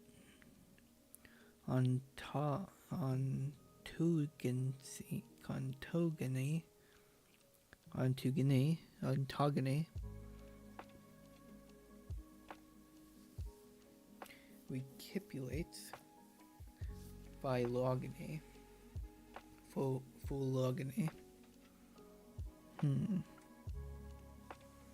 The analysis, beginning of human relations, William Foley, come to the conclusion that language, as we understand it, was born 200,000 years ago.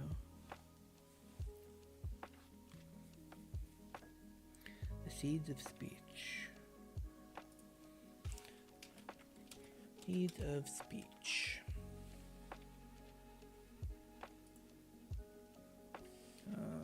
Cambridge Bridge University Press.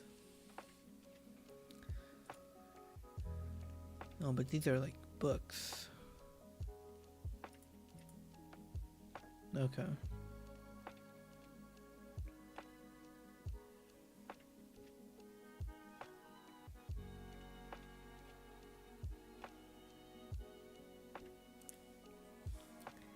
A hum versus grunt. Bow wow theory. The early sounds made by infants, mothers, intonation, social interaction, physical development, gesture, brain development, how the brain evolved language, stone tools, chimpanzee gestures, their development of infant innateness, the language instinct against innateness. Genetics and bigger brains. Okay. Interesting. Yeah, I think I got a good, so that's like, see, that's good there. I'm gonna do a little reading of morality now. I think I did good there.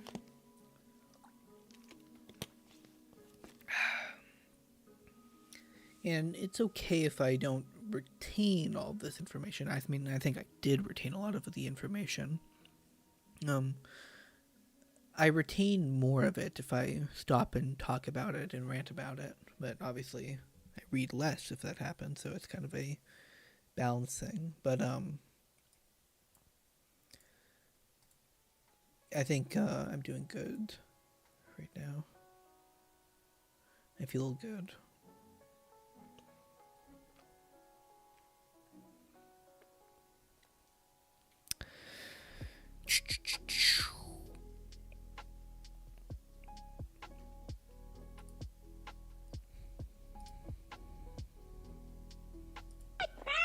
Oh my god, okay. Can't be playing random Discord memes. Well, I'm streaming. Okay. Okay, Ethics 101. Back to this now. So, we're still talking about certain forms of ethics. I think we just talked about utilitarianism and how some people had some different thoughts of utilitarianism.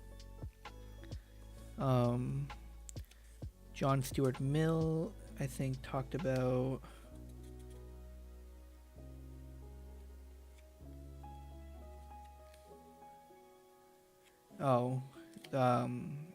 Journey Bentham was utility, okay.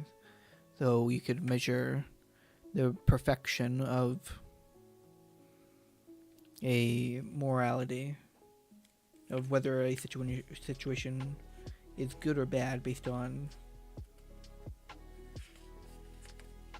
utility, and you meant it for legislators mostly. Then rule consequentialism, we're getting into now. This theory rules. Oh, yes. Act consequentialism is a direct approach to maximizing utility, or using reasoning to decide your way into actions with morally just consequences. With morally just consequences. Ultimately and hopefully these actions will create more bad than good, but there is more than one way to approach consequence-based ethics, with the goal of utility in mind. There's also the indirect approach, or more formally and descriptively, rule consequentialism. In act consequentialism, the direct form of utilitarianism, great attention and great effort must be paid to direct directly maximize the good out of a specific decision-making situation. Rule consequentialism is different.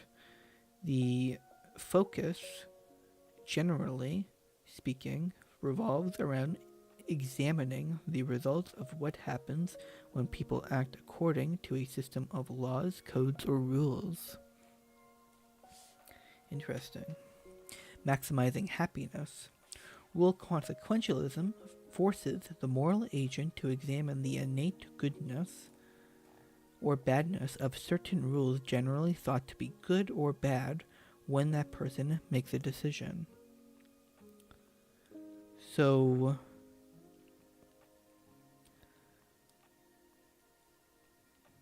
you're not examining based on principle, but you're examining the innate goodness or badness of certain rules. In other words, doing something bad can sometimes be something good, if it leads to maximize happiness and the consequences. Take the example of the white lie or lie that is done to save someone's hurt feelings.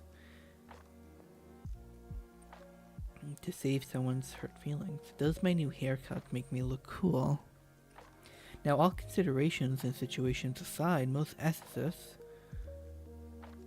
and most people really will say that lying is generally and usually wrong. It is not virtuous to be deceptive, and the truth is pure and good. Getting to the truth is the overarching point of ethics and philosophy anyhow. But from a rule consequentialist point of view, it is not necessarily bad. In some situations, telling the truth can maximize utility and also be a virtuous act. And that act in of itself builds utility, or is something that it's assumed a good person would do. But rule consequentialism is explicitly about the situation. It's like the phrase, read the room. Rule consequentialists read the room of a situation on a case-by-case basis so that they may determine that is the best possible option to maximize utility in that situation. Depending on the situation, a usually moral act like telling the truth might not be the best option. Back to the example, let's say your option that the new haircut does not make your friend look cool. It makes him look bald or old or something else that he doesn't want to be perceived as, and it would hurt his feelings if you were to tell him as much. Even though your opinion is subjective, the pain and hurt he would feel is definitely real, and you should assume this. The right thing to do in this case would be to lie and say you look great. Why? Even though you've lied, you've maximized the utility by making your friend feel happy, and you've eliminated the potential for pain, as is your moral obligation.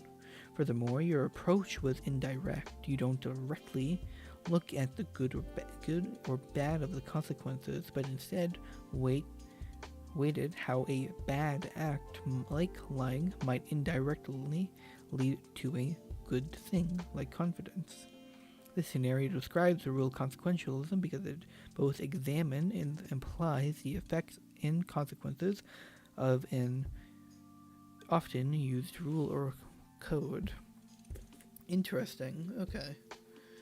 So it's using the rule, lying is bad, but it's examining whether that rule could be broken to maximize utility in this case. While so it really depends, like it's a form of thought of how you're approaching situations.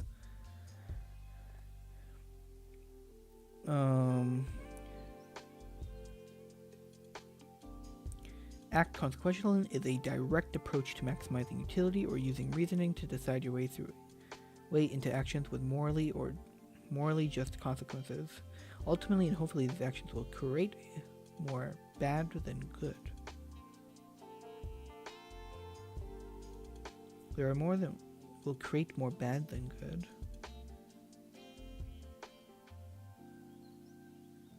create less bad than good. But there is more than one way to approach consequence-based ethics, with the goal of utility in mind.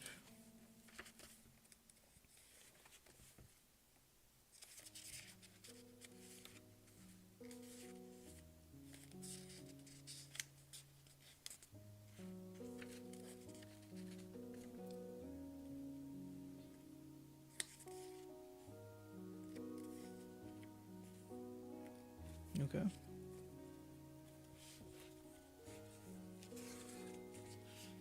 Following the steps, a series of precise mental steps can be used to ascertain how to read a situation so as to come up with the best possible outcome from all the outcomes, with a focus on how a certain handling of long-held rules can maximize utility and the consequences. Quotable voices. Capacity for the nobler feelings is in the most natures a very tender plant, easily killed not only by hostile influences, but mere want of substance. And in the majority of young persons it speedily dies away if the occupations to which their positions in life have devoted them, in the society in which it has thrown them, are not favorable to keeping that higher capacity in exercise. Interesting. This mental process involves looking at the big picture of a decision. After all, this is rule consequentialism, so a rule has to be taken to task before it can be acted upon. Going back to the example of the haircut, this mental process involves these steps. Ask yourself, what would the world look like, hypothetically, if everyone were to take on what you did as a rule? For example, lying to protect someone's feeling. Are you okay with this if this became a universally agreed upon positive behavior? If so, it's moral. Then ask yourself, what would the world look like? Again, you're considering the consequences.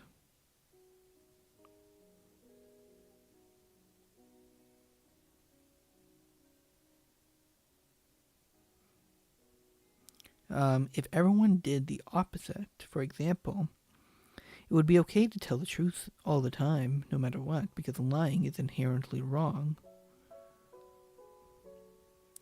In all likelihood, people would get upset a lot more often.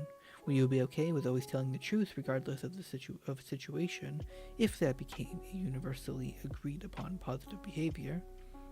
If so, is this the moral choice? Then looking at the two options, you must choose the option that would lead to the best consequences in terms of happiness. Okay. So if everyone could lie to save somebody's feelings, or if everyone could tell the truth despite sometimes hurting the feelings, what is a better world to live in? Well, the better world we live in is truth. Because truth should always prevail. But, I mean, truth is just, it's a virtue that we ought to have. And it's what it would lead to in a world where we are lying more often is, untrustfulness.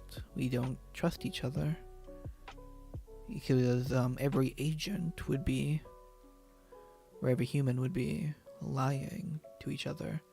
So their skepticism in their fellow human would go down because they're the ones lying too, because they would project their own actions on their ability to take compliments.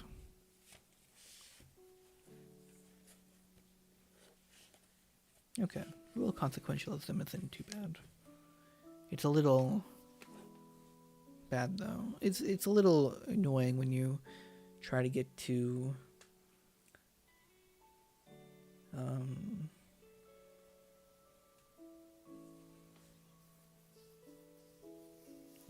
broader societal level. Because you're in a position where you really need to take into consideration of the populace.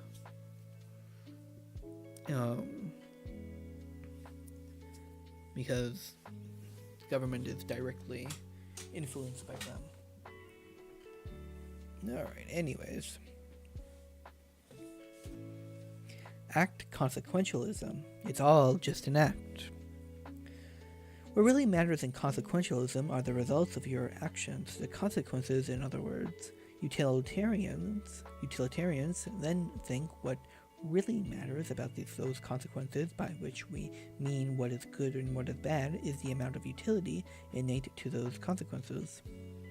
The more utility or usefulness or happiness or goodness and the less pain and suffering, the better. But that's a very general view, because when dealing with happiness and suffering as a result of actions, it's important to look at the who, not just the what. Whose happiness and suffering are we talking about here? The victim, the moral agent, all people, and are all equal? In consequentialist ethics, the general way to live the right and good way is by seeking to maximize the good and thus pleasure in some abstract way for someone via ethical moral actions. But how does one do that? One major strategy for doing that is called consequentialism. The general way to live the right and good way is by seeking to maximize the good and thus pleasure in some abstract way for someone via ethical moral actions. But how does one do that? One major strategy for doing that is called act consequentialism. It's a very direct approach. In act consequentialism, both the consequences of an action and the people who would be impacted by the action both the consequences of an action and the people who would be impacted by the action matter. The goal is not to choose just the option that produces the overall happiness, statistically speaking, but the option that offers up the best consequences within that situation. Who are the people involved? Which people? All the people. Choosing how to act. Because act consequentialism is about both the outcome as well as the people involved, this ethical approach tends to create situations that have emotional resonance. By its nature, because compassion and thinking about others is involved, act consequentialism is not impartial like the other forms of utilitarianism or consequentialism. But in order to determine which action is the best for people, a series of procedures have to be logically and carefully worked through. First, you must determine all of the possible options so that you can see all of your choices in front of you and compare and contrast them. This way, you will see which produces the maximum amount of good or utility. Let's take, for example, as you're driving to work and you see a dog lying in the road, evidently hit by a driver who took off. Nobody else stopping to help, and the dog is injured, bleeding and breathing heavily. Making matters worse, your phone is dead, so you can't just call the authorities or animal control and let others solve the problem for you. It's fallen on you to take time out of your day, get the dog to an animal hospital, and quickly, that is, if you choose to help. So in this case, an act consequentialist would say,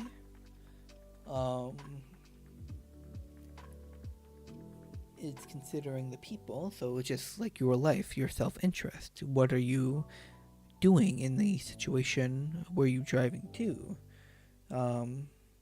You're driving to work, so if you're taking care of people and you lose your job, then maybe it's actually better to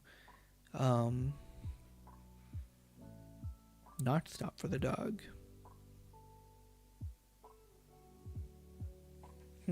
Interesting.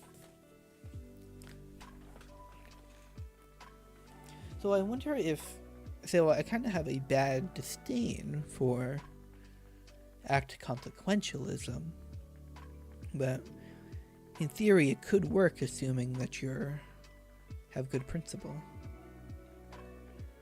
It's just a way to evaluate situations using the consequences or using different variables. So real consequentialism is using rules. Act consequentialism is using not just the consequences, but also the people involved. So it seems like act consequentialism is probably the best one, because on an individual status situation, this is probably the best way to describe, I guess you could say, moral behavior. When I say moral behavior, it's being loadedly termed like an odd statement, but I guess reasonable behavior. That's what act utilitarianism probably does. It's a good way to determine reasonable behavior, what a person may or may not do in a given situation. But it does not adhere to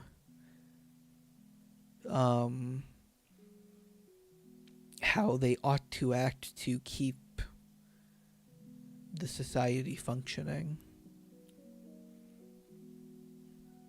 Because you cannot universalize utilitarianism.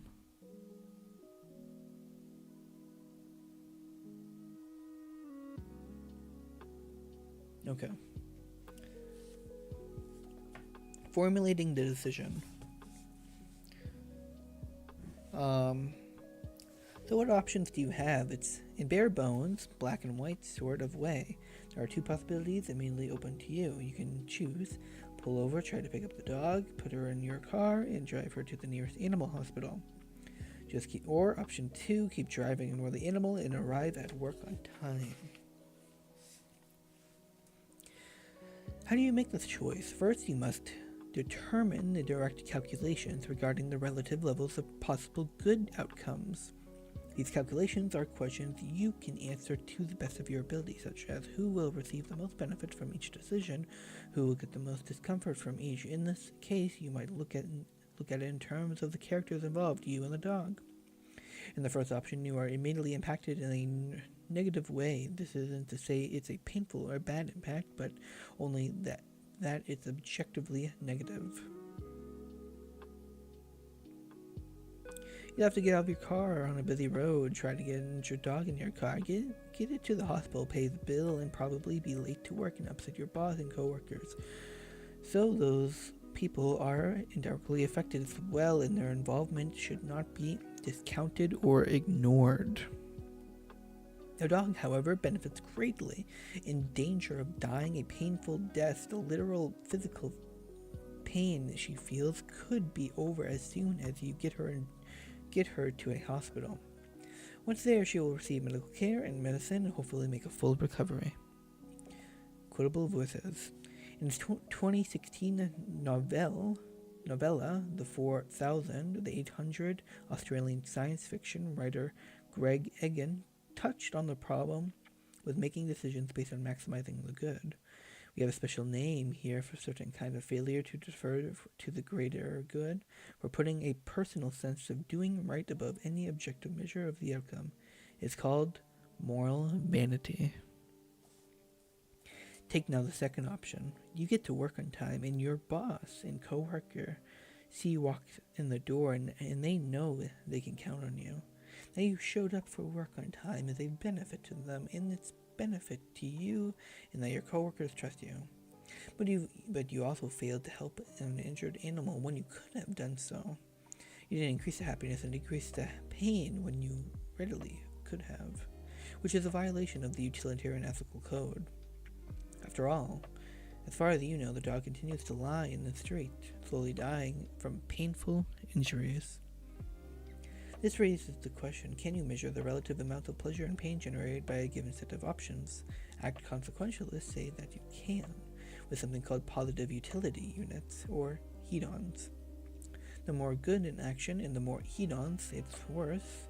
This system was devised by utilitarian philosopher pioneer Jeremy Bentham in his 1989 book, An Introduction to the Principle of Morals and Legislation.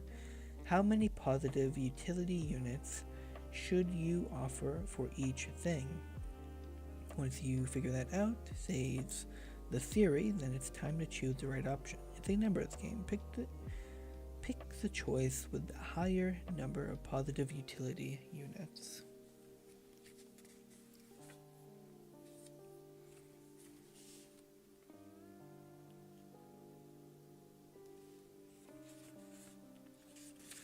Interesting. I'd also want to read Dina Logical Ethics, and then we can probably end once we finish that.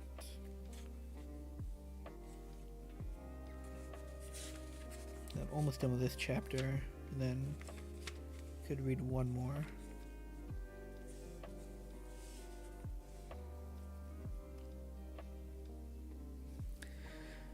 There are so many. Alright, criticisms of consequentialist ethics. There will be consequences. There are so many different general theories of moral philosophy, and variations within those general theories for a reason. Let's be honest here. While the progenitors of each theory may disagree, none of these theories provides a 100% perfect way to approach the difficult decisions of life. Also, this is a subjective area. One theory may feel more right than others, or one may feel like the better approach based on the circumstance. To that end, although consequentialism provides a solid ethical framework in that it considers the consequences and the people involved in the ethics of decision making above all other things, there are some prominent critics of the theory who have pointed out some flaws within the system. Nonsense on stilts. One problem with consequentialism can be predicted.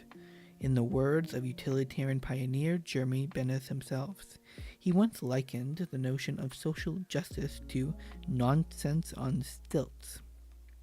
Indeed, one could say that personal rights and justice are not as important in consequentialism as they are in other philosophical schools.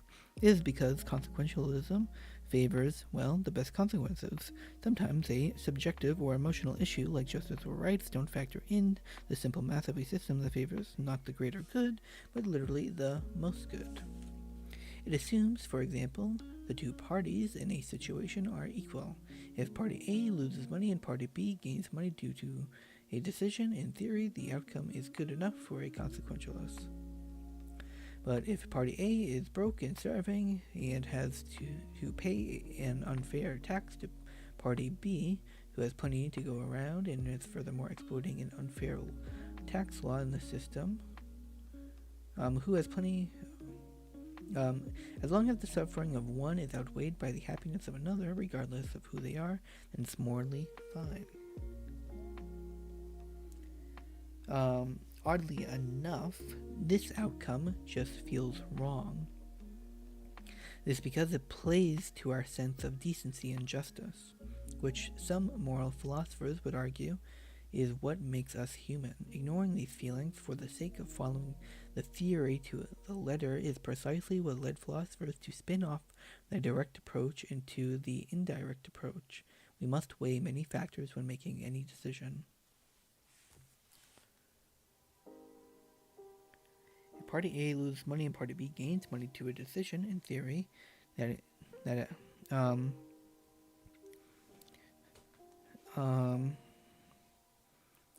theory that outcome is good enough for a consequentialist. But if Party A is broke and starving and has to pay an unfair tax to Party B, who has plenty to go around and is furthermore exploiting an unfair tax law in the system.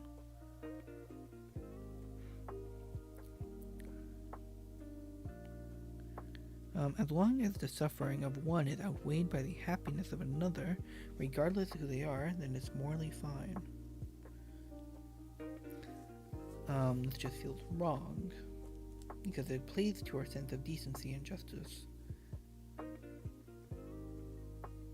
which in some moral thought would argue makes us human. Ignoring these feelings for the sake of following the theory to the letter is precisely what led philosophers to spin off the direct approach, in which the indirect approach.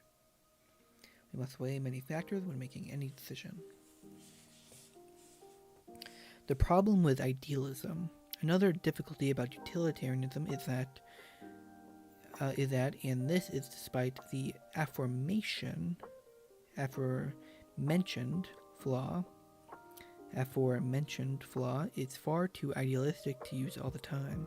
It requires adherents to exercise utility almost constantly. Because it is of extreme moral importance to always make the decision that maximizes good and eliminates pain. It's simply unrealistic to expect people to constantly and thoroughly analyze every decision they make in terms of how it affects the big picture and who it affects. For most people, common sense and common decency are enough of a moral compass. They don't need to, and they certainly don't want to involve a complex and often arbitrarily mathematical process into the hundreds of decisions they make each day. We know that people suffer, and most of us don't want to add the suffering, especially when faced with it head-on. Moral philosophy and ethics are indeed about the bigger picture, but utilitarianism could be said to be a little too obsessed with the minutiae.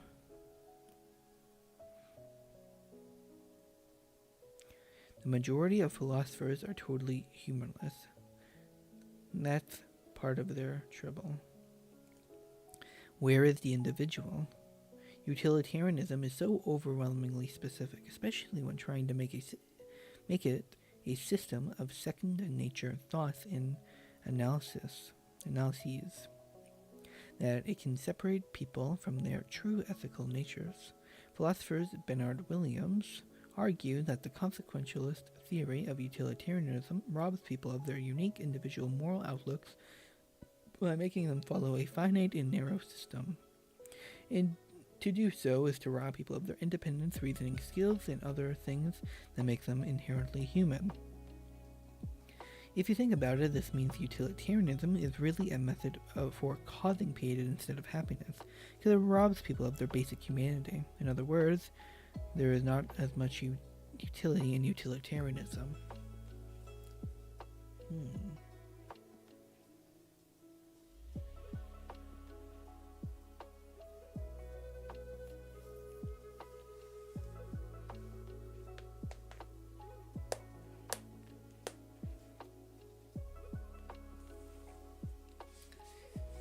Robs people of their basic humanity. That's a good argument against it.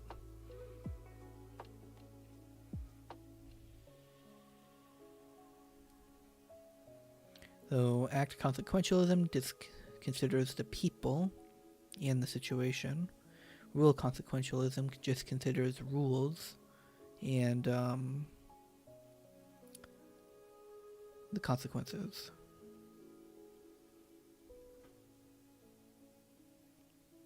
Okay. I see. Williams explained his idea with an ethical conundrum. A man named George is an unemployed scientist, a situation based in part of his refusal to ever use his skills and experience to work for a company or government that makes biological weapons. Is an unemployed scientist a situation based in part of his refusal to ever use his skills and experience to work for a company or government that makes biological weapons? One day, he hears about a lucrative, interesting job working for a government laboratory making a new kind of biological weapon. Even though he's unemployed, he still resists in taking the job. However, he is pursued for the job, as in another biochemist named Greg. If George refuses, Greg will take it and will work 100 hours a week, day and night, because he's both a workhorse and actually has a fervent desire to make the weapons to destroy his country's enemies, whoever they may be. That's the ethical dilemma for George. If he did take the job against his moral code, he could purposely work slowly, making as few weapons as possible and maybe a lot of duds, thus minimizing the number of lives lost compared to Greg, who, if he took the job, would make a lot more working weapons. But George, remember, is making weapons. William argues that utilitarians would say that George should take the job because it leads to the best possible outcomes. He gets the job, and fewer people die. But isn't it bad that George has to betray his core beliefs and identity? Must he abandon everything for a job and for the blind adherence to a moral theory?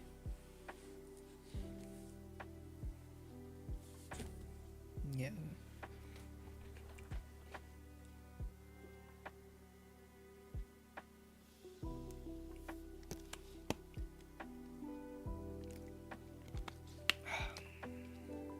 Not your place.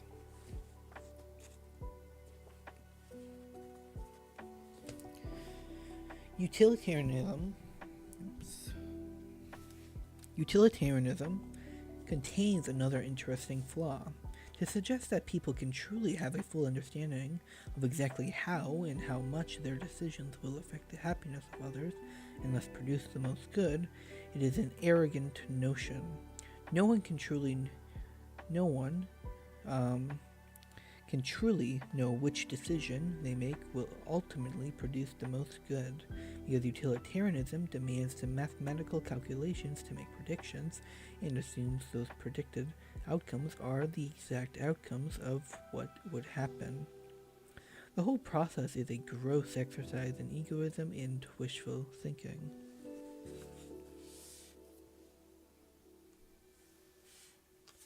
I agree.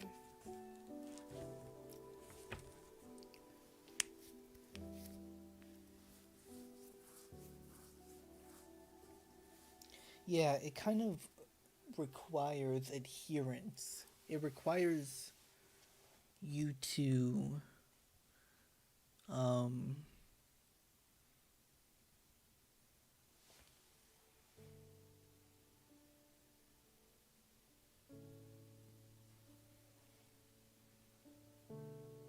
it requires you to weigh the utility of every situation.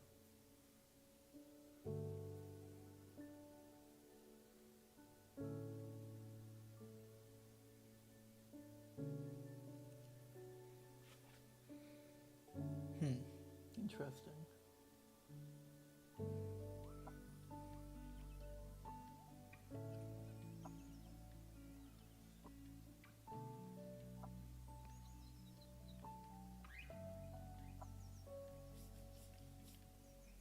Do do do do do do do do do do.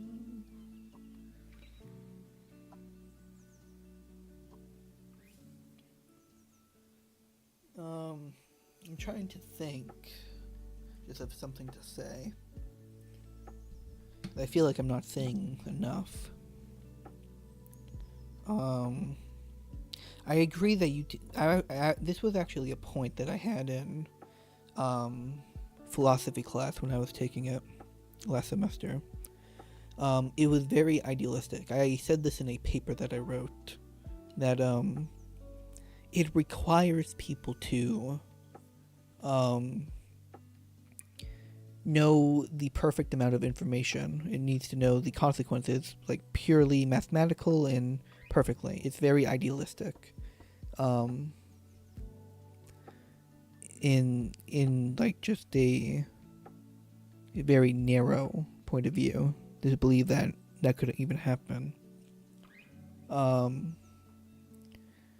I didn't get into the weeds of it, in that it takes away people's ability to choose for themselves, basically, their own identity, their own feelings, what they personally believe in. They only care about the consequences of the actions, rather than the agency of the person.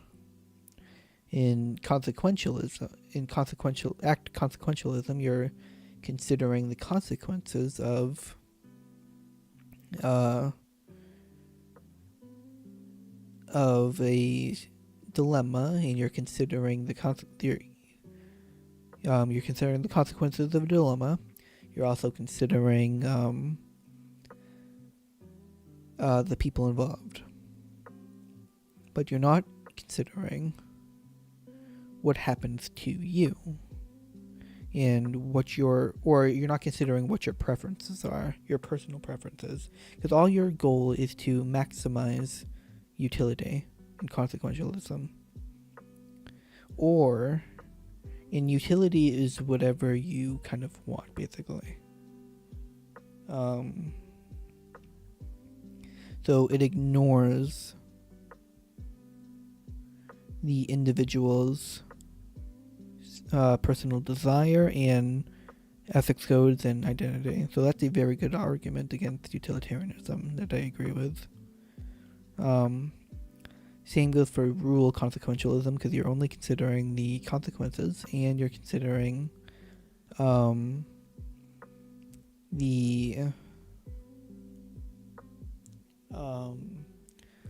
goodness of everybody universally doing a rule and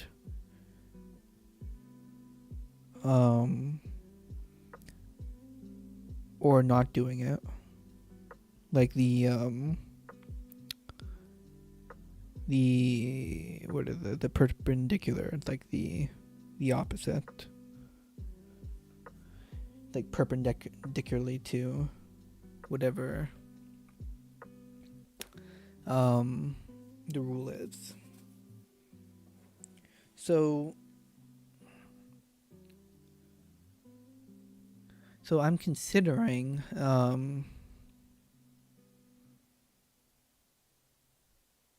I wonder if and I'll read this in deontological ethics, but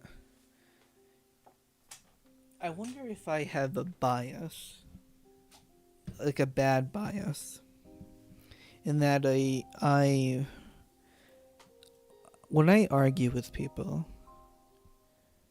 I think I might actually be arguing with rule utilitarianism,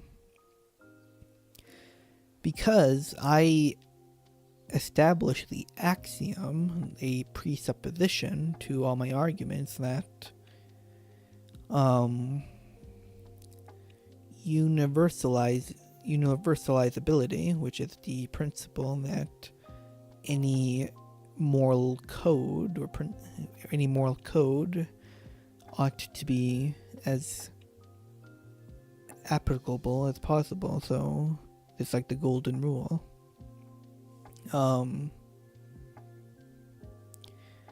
And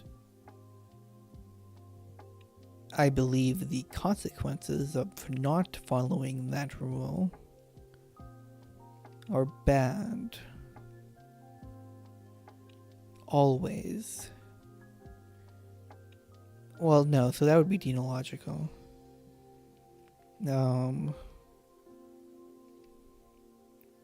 Okay.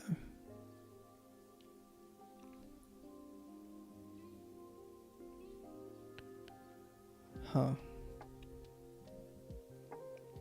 The act consequentialism, if you really take every metric into consideration, even you, the agent, I think it's a good way to describe how people will act.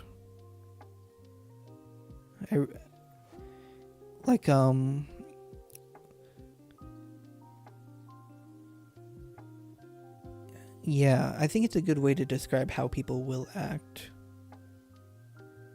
So, if you're in a moral dilemma, say,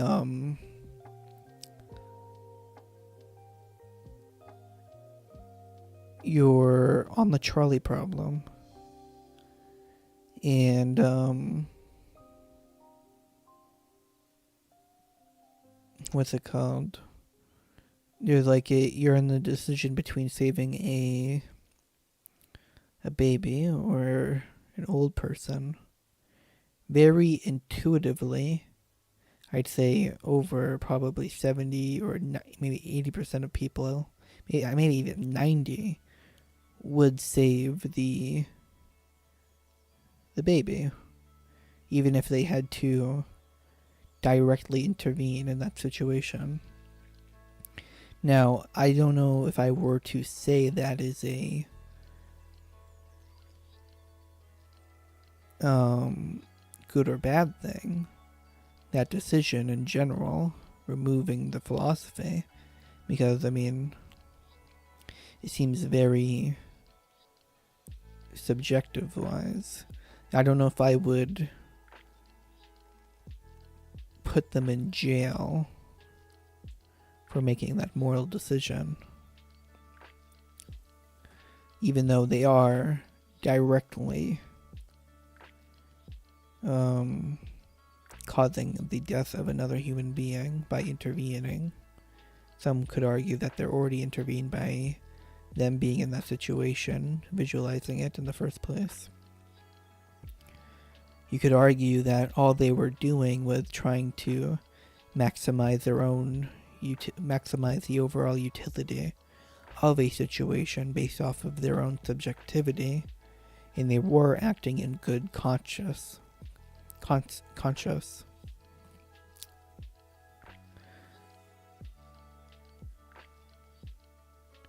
But you can't use that metric because you can still do morally bad decisions.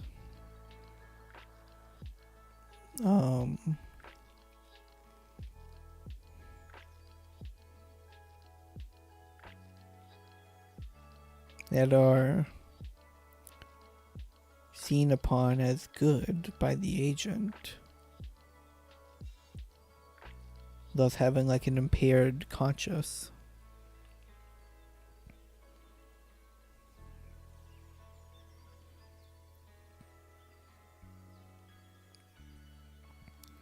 So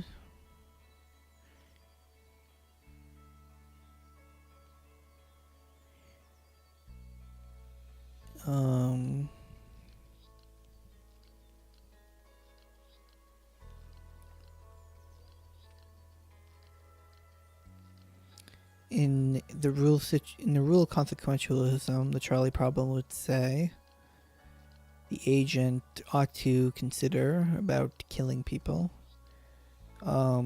If everyone was in this situation, should we kill everyone?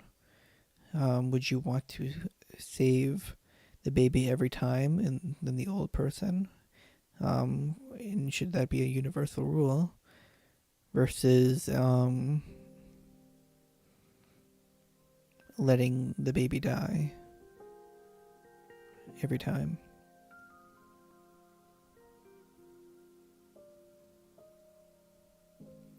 The rule utilitarianism is more structural based. It feels like it has more merit in that it tries to, or no, it doesn't have more merit. It is more normatively loaded.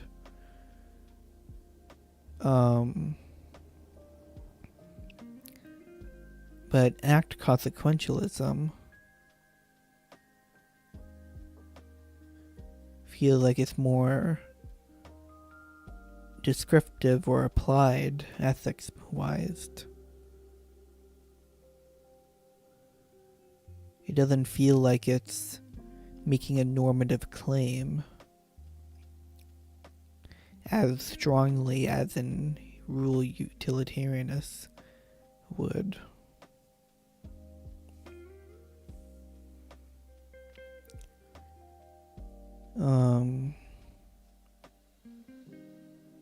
I would say act consequentialism and like deontological ethics are at parallels with each other. They are polar opposites. But I also think these describes way two different types of ethics. The applied / descriptive. The applied and descriptive. And then the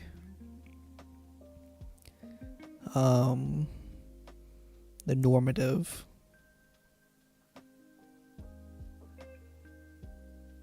side of ethics. Because what normative statement? It's almost a weird normative. It doesn't even feel like a real normative statement that has the same amount of power as Kantian ideology has. It really doesn't. When you say, oh, you ought to maximize the most amount of utility, then, okay, how do we do that? Well, to do that, we must analyze and subjectively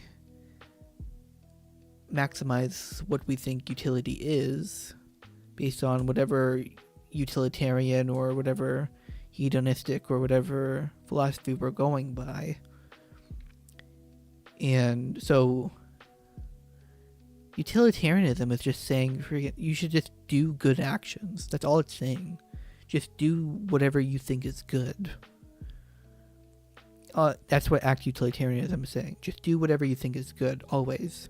Even if it's against your own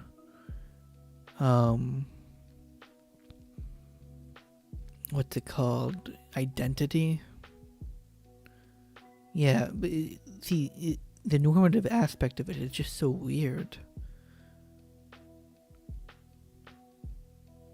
Yeah, it's just very weird. But like as a way of like describing people of how they act in situations, like the emotional response, I think is very, very accurate.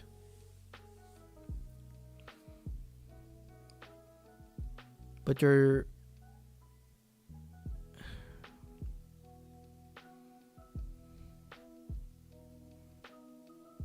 but then it becomes about subjectivity.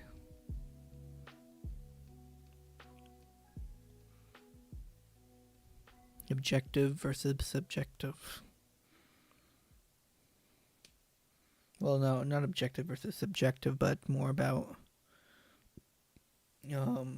what's it called? What do you consider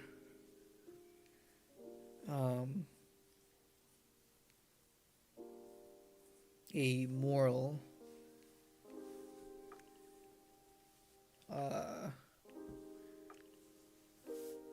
subject?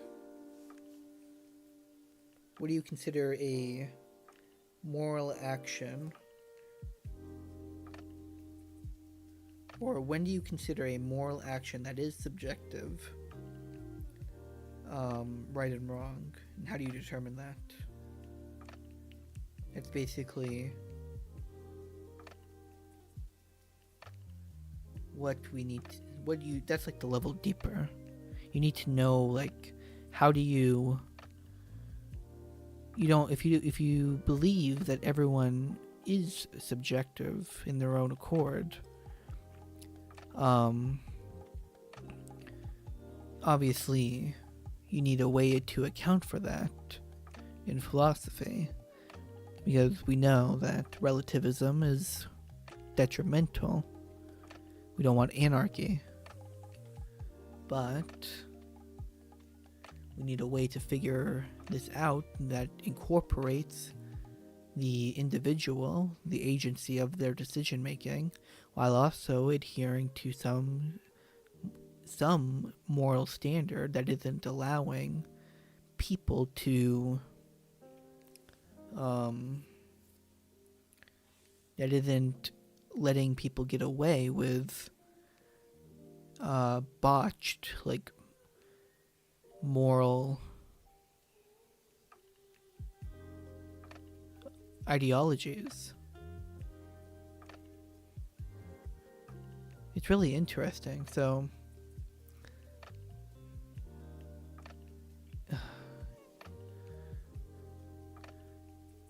it's really interesting how you could view utilitarian, like, act utilitarianism and rule or what is it?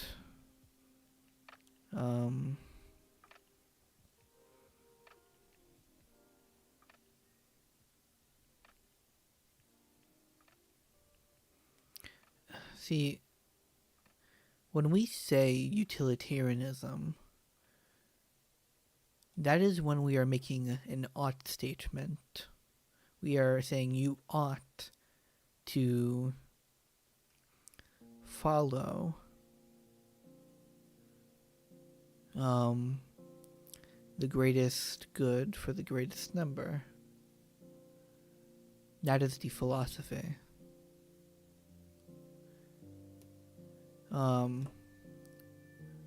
That's what it feels like it is saying. And then there's rule and act utilitarianism that goes by that greatest good for the greatest number, just in a way that scurries around rules or not, and you're a rules-minded individual, or just a weighing the consequences of every action or every variable together and trying to maximize the most amount of utility. Not based of any rules, it's completely throws the rule out of proportion, assuming it doesn't incorporate in the dilemma itself by going against that rule.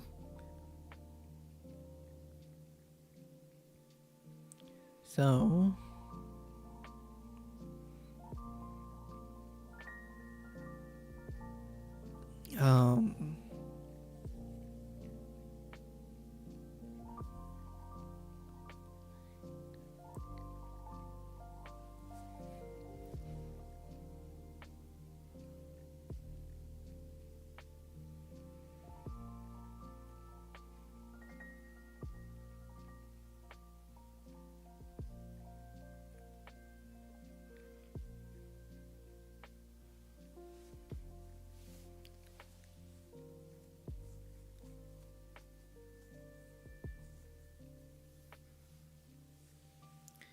really interesting to think about this.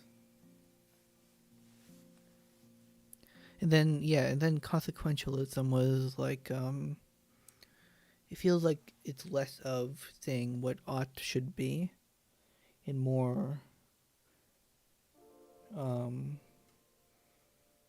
descriptive.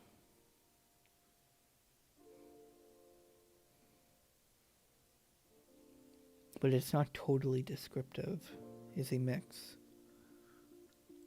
You're still trying to maximize a level of utility, which is, in that case, subjective, but you ought to maximize a utility that is based on subjectivity in that case. It's not following utilitarian ideology to a whim, which proposes you need to maximize the overall good for the greatest number. But in just consequentialist ideology that's not adherent to utilitarianism thought, you could have people with their own ethics code trying to maximize, say, sadism or hedonism.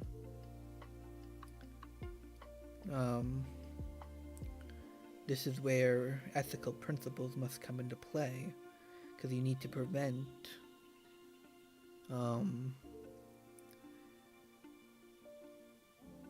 you need a way to say, you need an ability to say some acts are just bad because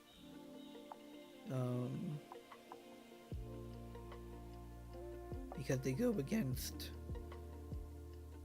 human principles that we collectively have agreed upon. Or they go against principles that I guess a divine entity could say, which is why the assertion to a divine entity is terrible. But democracy is good because at least we can say that eventually we get better laws that aren't allowing religious pundits to do hedonists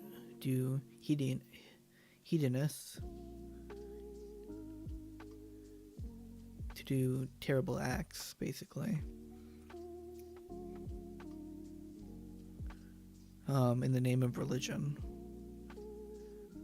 Because at least if we have it's almost like a principle that outweighs all of the other principles, especially in the political ethics of things.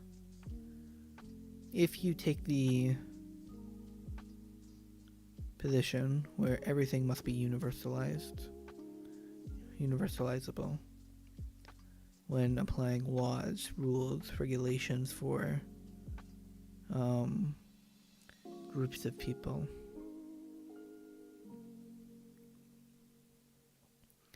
then I feel like it makes it easier to afford people rights, because you're not going against principle that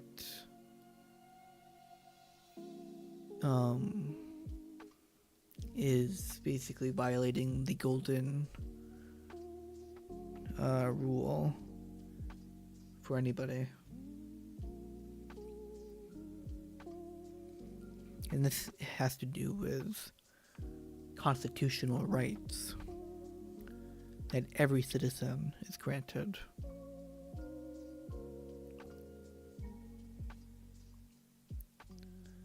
So the golden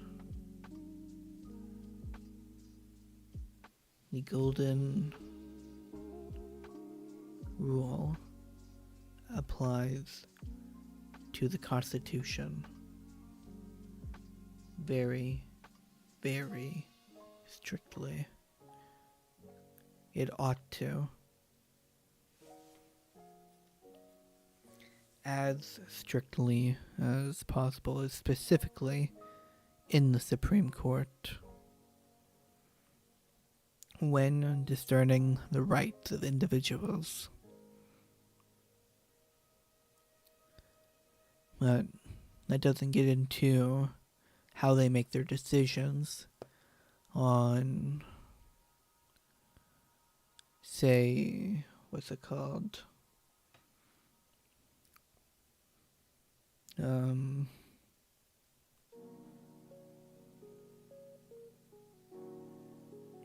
nature of government. They should because they should realize that the golden rule should be as strictly adhered to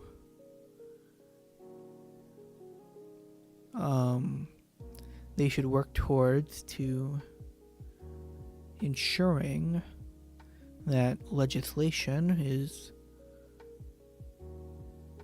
allowing them to do their job.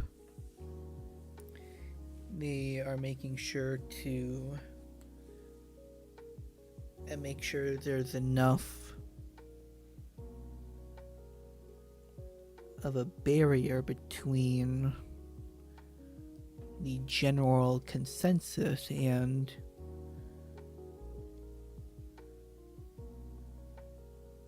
you're basically applying a filter. That's what government is. You're applying a filter between the ideology and the population. You want to apply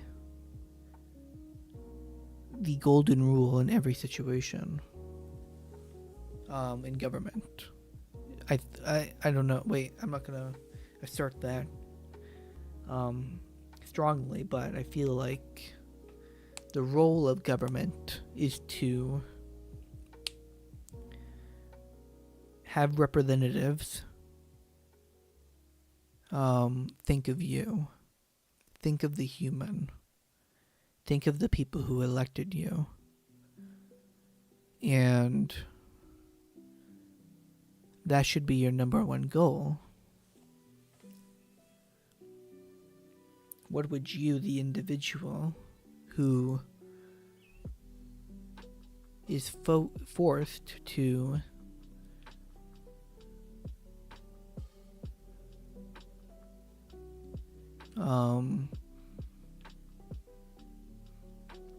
who is forced to adhere to principle,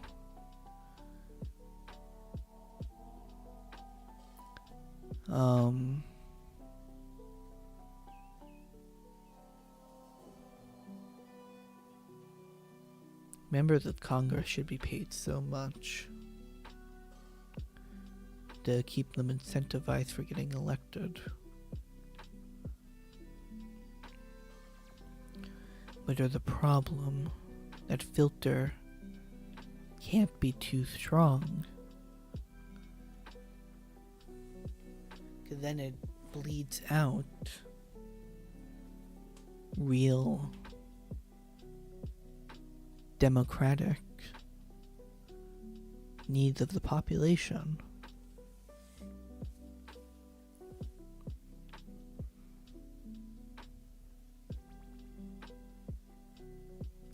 So what you're doing, this is basically a big math problem in government. You're reducing, this is an idealistic idea of government. You are reducing the general consensus down to representatives, individuals. These individuals are incentivized to be elected and thus must please the human as much as possible. And to please the humans who've elected them as much as possible. So they must follow the golden rule as much as possible. Because they're reliant on their position of power. They need to have an incentive, though, to be in that position. So, being as high benefits and high pay is very, very, very important, very needed in that position. And they should be treated with many benefits. They should get benefits. They should get special treatment. Because they want to stay in that position. And they need to work for it. That's their incentive. They won't have an incentive just to do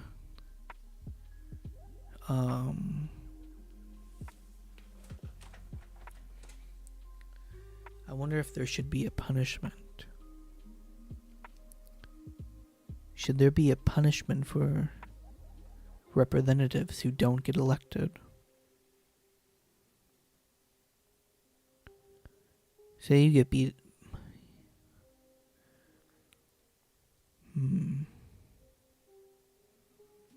What if there's a small punishment? It can't be a huge punishment, but a small punishment. I'm wondering if it should be a punishment on the individual or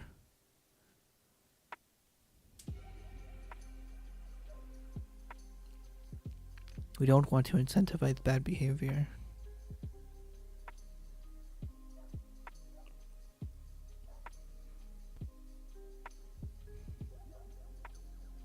What if we incentivized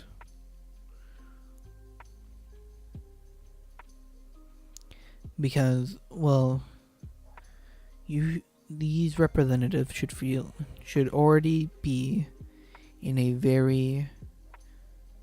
they should feel very, very, very fortunate being in the position of a incumbent where they are going up against one other person, or if it's a ranked choice voting, multiple other people's. You should view it very, very profoundly.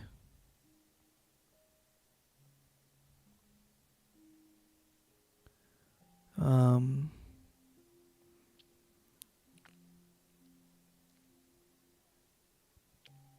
but this doesn't fix the issues.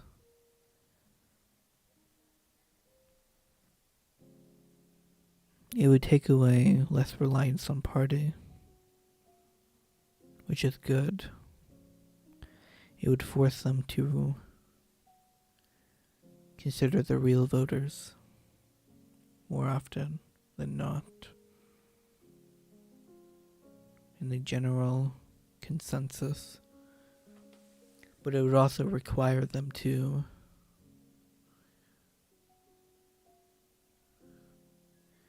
apply the golden rule more often.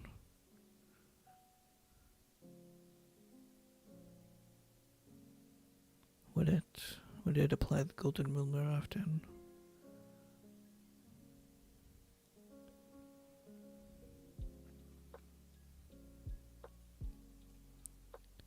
Would it apply the golden rule? They need another incentive.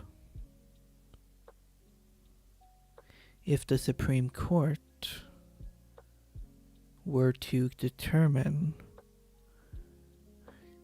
that it did violate the golden rule, a piece of legislation, then whoever violated it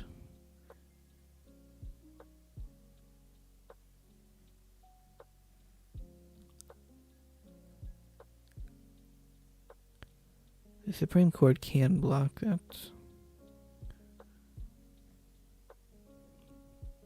But then we would be putting trust in the SCOTUS.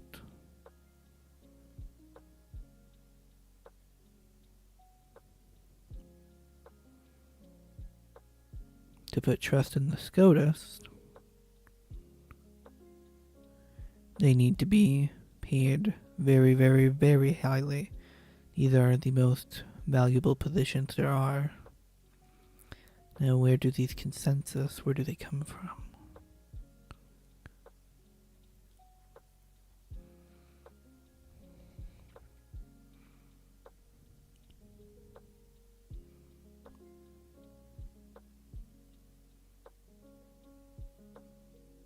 Where do you come from, SCOTUS?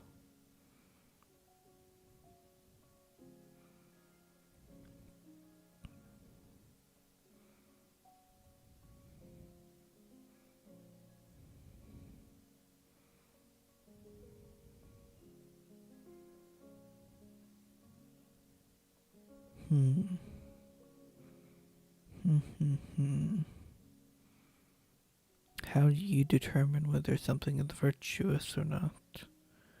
That's what you ought to do, but how do we make sure you do it? The golden rule must apply to you.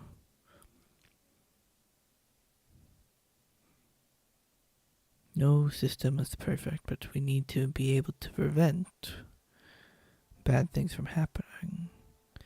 That's why term limits are good.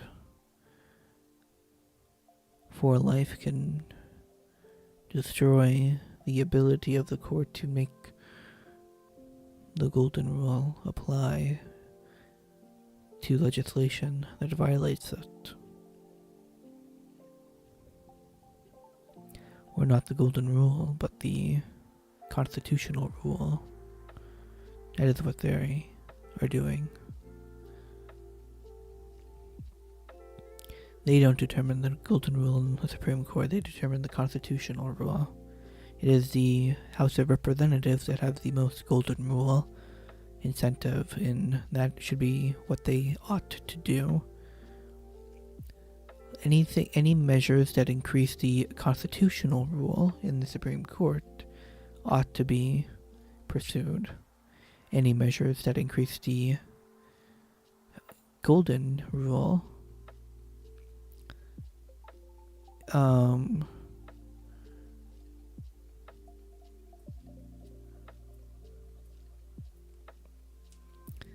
almost feels like the Senate should be replaced. The Senate should be something else.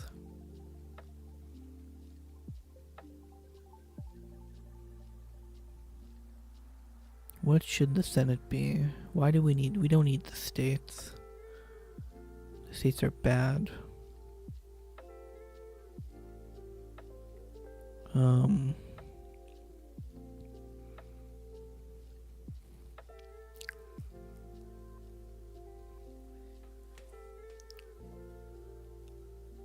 Oh my god. The founding fathers wanted a way to separate. That's the reason for the Senate. They wanted to vest some power in the states because they didn't trust the population as much. The same thing for the electoral, or no, not the electoral college. Some people do think that, but I don't think that's the case. I think it's because people didn't have the ability to. Oh my god, I'm so smart. God, I'm so smart. Oh, why am I so smart? Okay.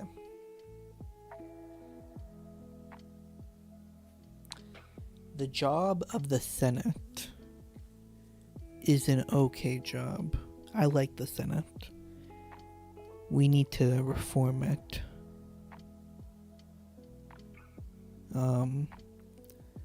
It's not doing what it's designed to do. It's imperfect.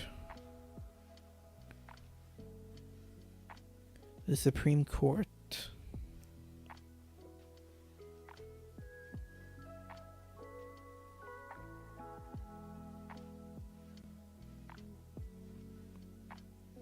As much as I don't like what they are doing, it almost feels like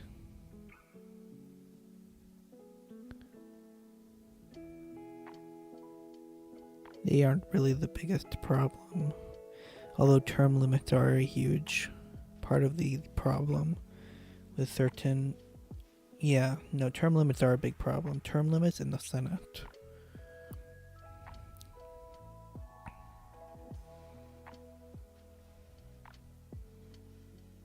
This is just math right here. Okay, guys. I'm gonna stop posting, and I'm gonna tell you what I've been thinking. Okay. Whoops. Let me go here. Paint. Okay. Oh, perfect. You can already see it. Paste. Okay. So, I'm thinking of government now. Screw this. What ought not to be. The goal of government is to organize society efficiently. And the democratic society ought to influence decision making.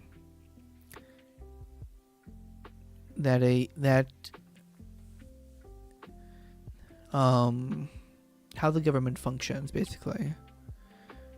It should be a proxy, not to the will of the people,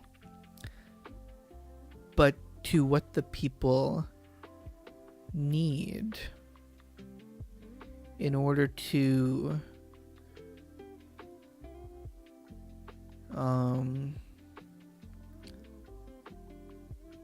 what the people need done. It's almost a proxy to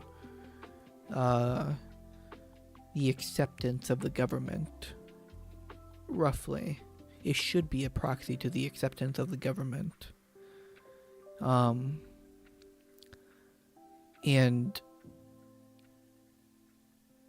how it's a proxy to the acceptance of the government, because every representative's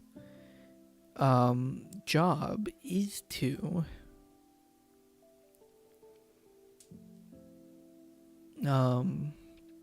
vote for policies that make their acceptance go up, their personal acceptance go up, which over turn make the acceptance of the government a little higher in that area.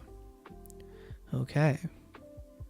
So now that we have a proxy for the populace, Um, that is good.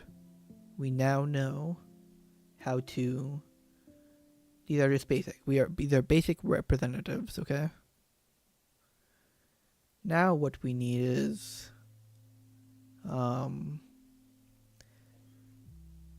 we need an ability to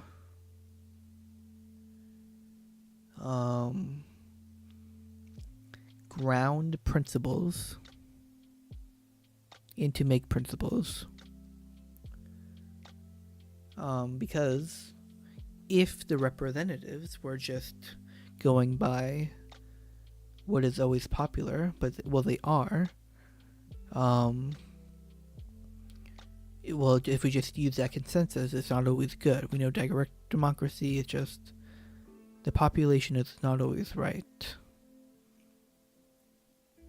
which is why we need checks and balances. We wouldn't need a Senate, nor would we need a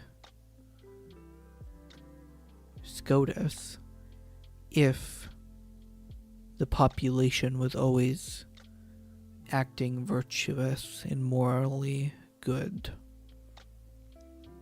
And good is very loaded there. But, anyways. And we need a higher Supreme Court. A higher Supreme Court. Something that cannot be altered.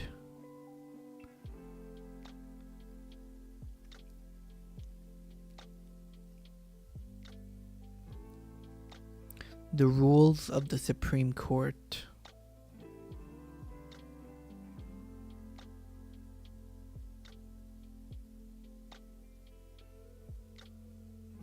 no. The rules of the Senate.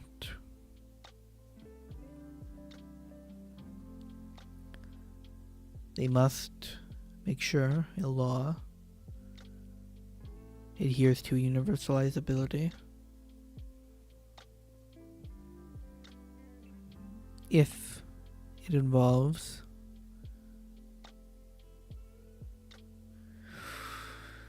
I'm so smart. Oh, why am I so smart? I don't deserve this intelligence.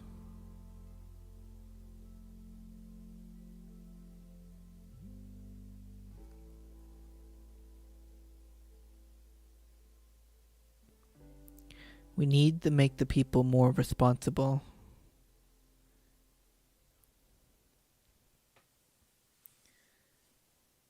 Way more responsible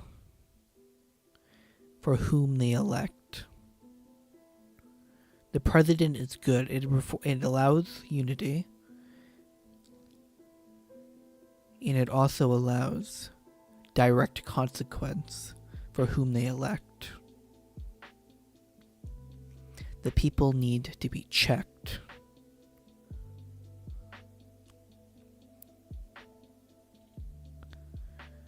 So there needs to be term limits on the Supreme Court. There needs to be a balance. It's almost like the balance, the term limit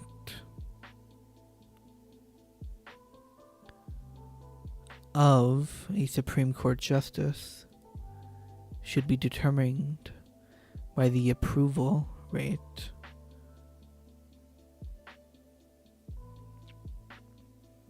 of, it should be determined by the popular vote. This is very, very, wow, okay. So, the Supreme Court,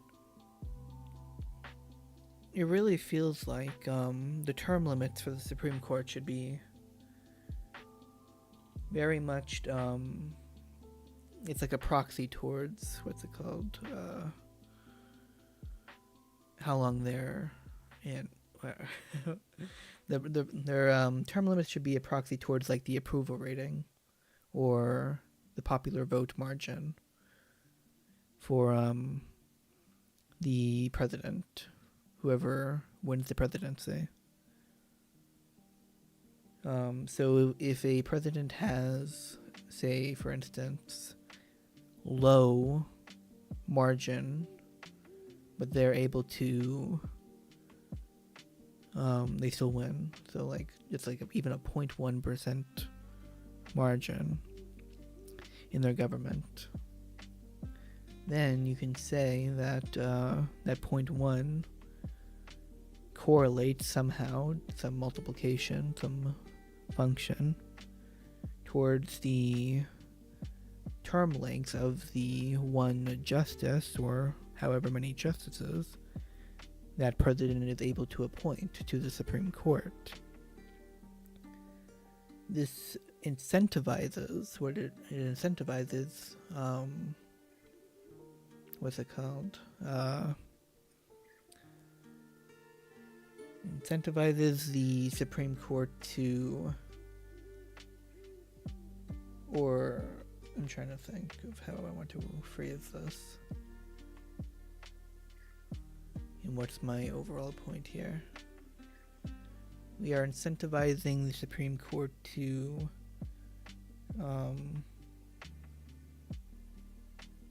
no, we're kind of like incentivizing the population to form a more general consensus. And, well, not really, but we're kind of making them more, or we're making this is mostly about the Supreme Court. This is mostly about Supreme Court reform. We're mostly making them dependent on their popularity and how they are making, or well, not their popularity, but the president's popularity. If a president has very, very low approval rating, they shouldn't be able to appoint a Supreme Court justice that has like the same term length as like another person, like as another president who has a higher like margin rate. It wouldn't make sense. You would want to, appoint, or to give like the same amount of power to a Supreme Court justice who is from a president with low approval rating, because you want to incentivize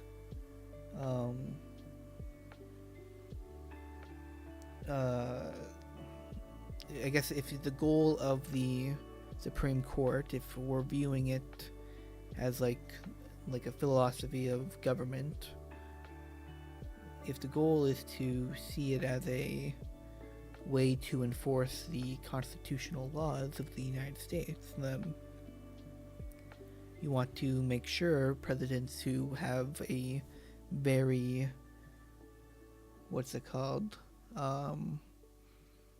very low approval margin, that they cannot influence our government as harshly as one with a much greater approval margin. Maybe 0.1 margin for every year. So if you can only appoint one justice per term. Or there has to be a certain number of justices per presidency. And there has to be, you probably wouldn't want that, because then one president would be able to stock the Supreme Court. But putting in the rule that one president can appoint one justice for every, I would say, term limit, is a good thing. That's an okay thing. Putting in... Yeah, I think that's good. That at least allows redundancy for bad presidents. So we're more rewarded for presidents, at least in the Supreme Court we're more rewarded for presidents who act in a way of virtue towards a constitution. We're just more rewarded for that type of appointment picks, which is great. And the population is directly influenced by that, by whatever president they vote for. The population needs a greater incentive to vote for better people. They do not have a greater incentive to vote for people who are against their own interests and against their perceived values.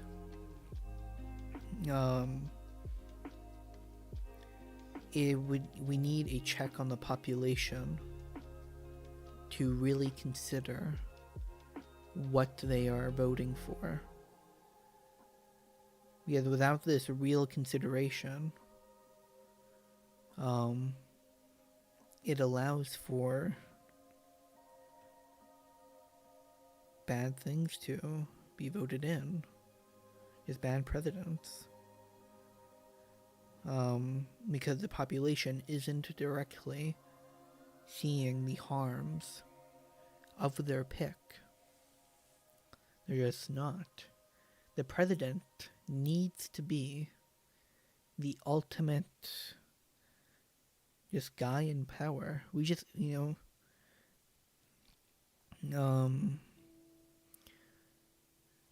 so again, so the representatives, the House of Representatives, this is the branch that is just a proxy to government approval rating. Each member has an approval rating. It is determined by, hopefully, the people around their districts of who voted them in. And if they are doing great or not, then they either get voted in or voted out. That's how it works. That's how it should work. Now, we can get into how the application of these concepts really apply in reality, or like the theory apply into reality, but that's how it ought to work. It's a good theory. Now, how do we make sure the population isn't going against its own interest? Well, first we need... This is like the idea of kind of the Senate. This is what the Senate... I'm pretty sure, if I look this up... Oops. Pretty sure... I'm gonna reach over here. Pretty sure it was, Federalist Papers, purpose of the Senate.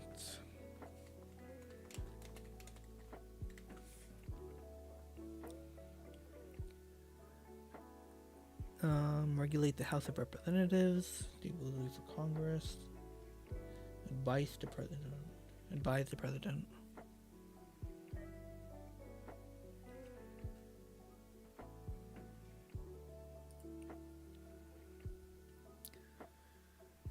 Let's see. Concerning the power of Congress to regulate election of members. not sure if... Oh, this is the Senate right here. 62. The Senate. Let me see if I can change this.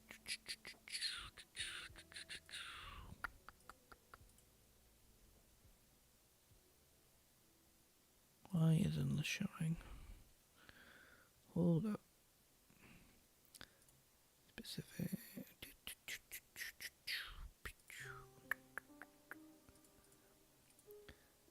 Here we go. Okay, you should be able to see that now. Yeah, so this is the Senate. Having examined the Constitution of the House of Representatives and answered such of the obligations against it as seem to merit notice, I enter the next on the examination of the Senate. So he's talking about how there are some merits into the objections of the Senate. So I think it was the art. Here, let me close this book. It's just getting in my way. I'm not reading this right now. I'm going into theory. If we look at was it the Articles of Confederacies? Articles of Confederacy. Or the Anti-Federalist Papers.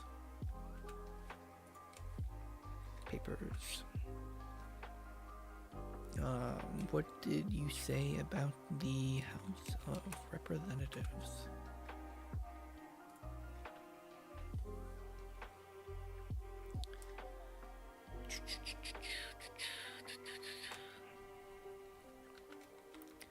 House of Representatives.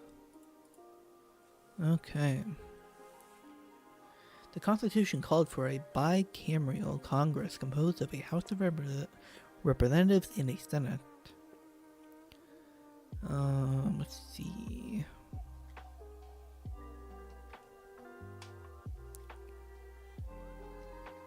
Representation in the House was proportionally based on population, including 3/5 of all slaves, while the states were equally represented in the Senate.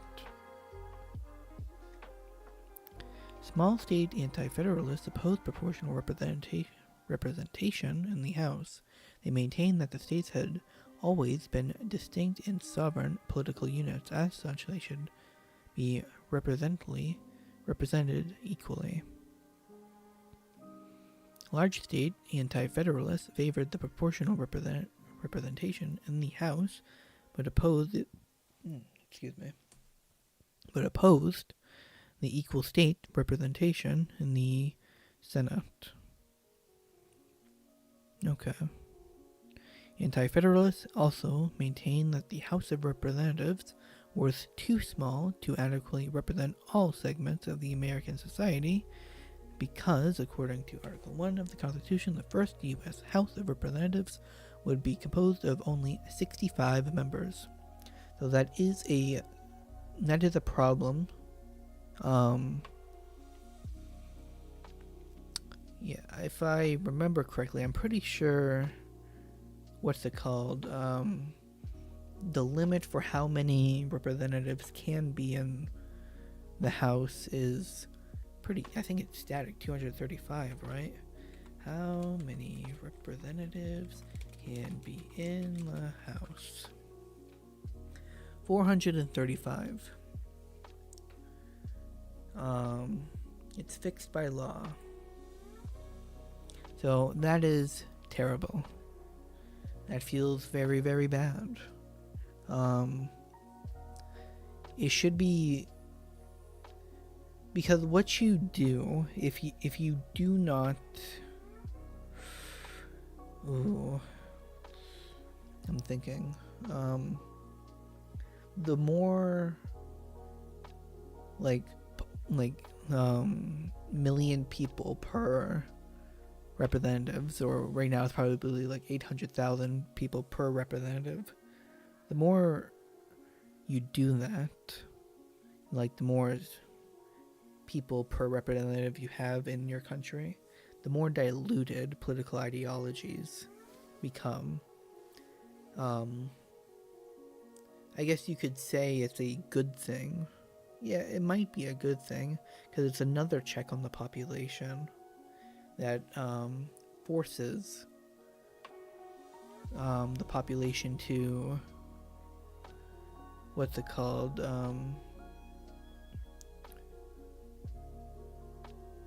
Where was I going with this? Or no, it's a check on the population. It forces the population to make a consensus among one person in their district, which has a way of balancing out radical views. So favoring the status quo, but assuming the status quo is good, that would be fine. But it's not always good, which is why we have, in this hypothetical form of government, we should be able to put more onus on the presidency, and direct impact on the presidency for public approval to see if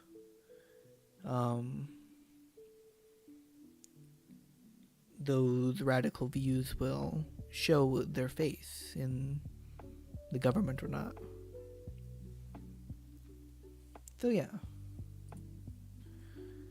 which is interesting.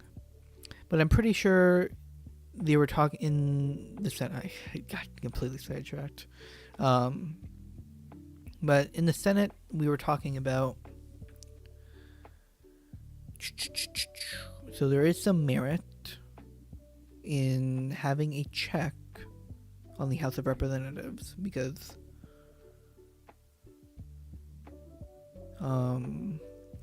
here, I'll just read it. The heads into which this member of the government may be considered are 1.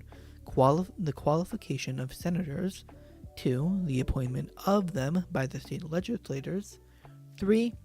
The equality representation in the Senate, 4. The number of senators in the term for which they are to be elected, 5. The power vested in the Senate. So the qualification of the senators. How do we qualify a Senate? Well, we know. So again, let's take a look at what our goal government should be. What is the goal? Well, we want to organize society in the best way possible, and the people democratically should be able to elect people that can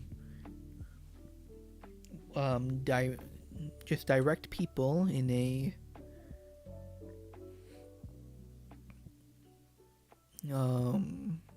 less radicalized way, so we can solve our differences without resorting to killing each other. But there needs to be principles that we adhere to. So we have the House again. It is just the populace. It is a blank, just diluted. It's diluted among the most popular consensus. And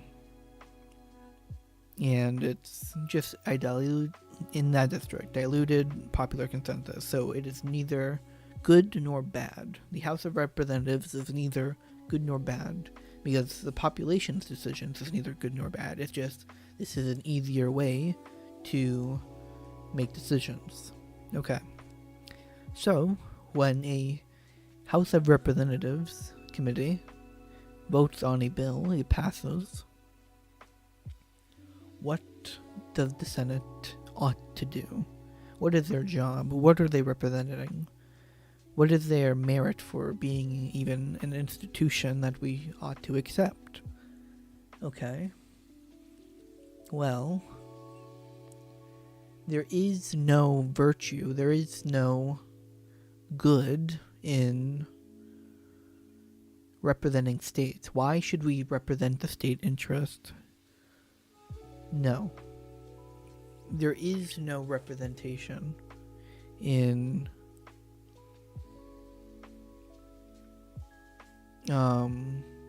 states, I believe. There shouldn't be. Well, there shouldn't be a state's interest. Well, you could argue that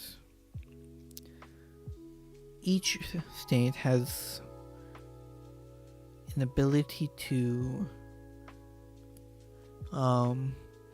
leave or join the union. Well, not join, but they have the ability to leave the union whenever they want. So we're buying in. We're all buying into this idea of democracy. But right now, the job of the Senate is just to pass legislation that comes from the House. Can the Senate make their own bills? Can the Senate make their own bills?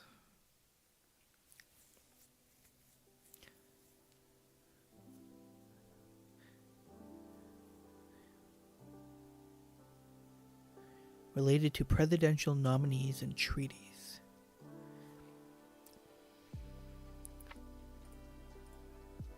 All legislation begins as an idea. Ideas come from anyone. The process begins when someone persuades a senator or assembly member to author a bill. Most assembly members and senators are limited to introducing 50 bills per 2 years of session. What? Okay, that doesn't make any sense. Why would that? Oh, this is California. Whoopsies.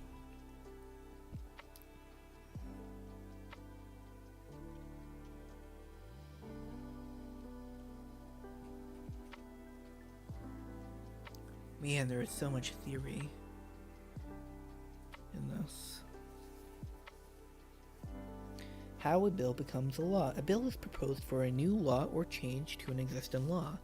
The idea for a bill can come from a sitting member of the U.S. Senate or House of Representatives, or be proposed during their election campaign. So just the idea. Bills can also be petitioned by people or citizen groups who recommend a new amended law to a member of Congress that represents them.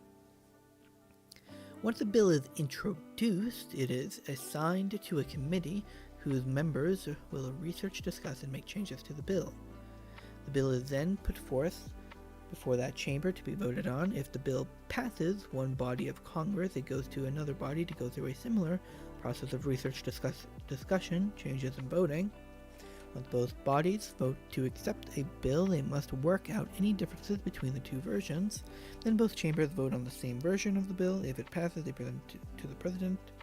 The president then considers the bill. The president can approve the bill and sign it into law. In a perfect government, well, in a good government that's set up, I do not believe you ought to have the ability to veto. Vetoing is too much power for one man to possess. I understand what the goal was. We wanted the people to have influence, to go against a strong legislative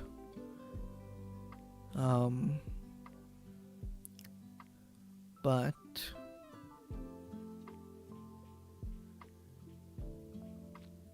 there should be a separate check on the legislative that prevents them from proposing laws that just need the signature of one man, that need to get passed. It's already failed. I already see it as a failure if it's reached the point of the presidency, their veto or not, to Pasternak.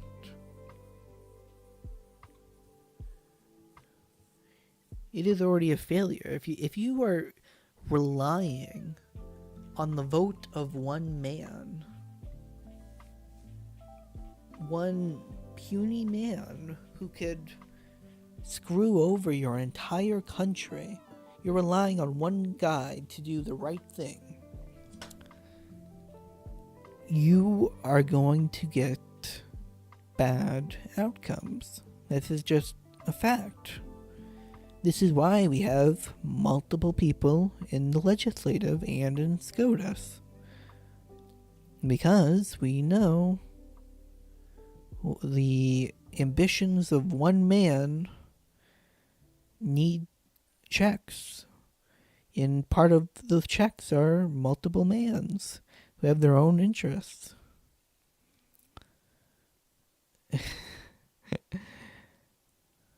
Okay.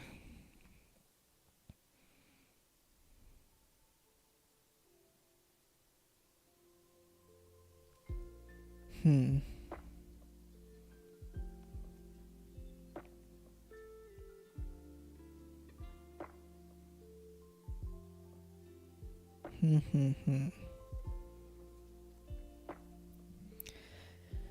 The purpose of the Senate, let's not concern how they ought to be elected. How I see the purpose of the Senate is it's more of a check. It's a check on any law that gets proposed by that gets controlled by the House of Representatives. And it should go through another diluting process.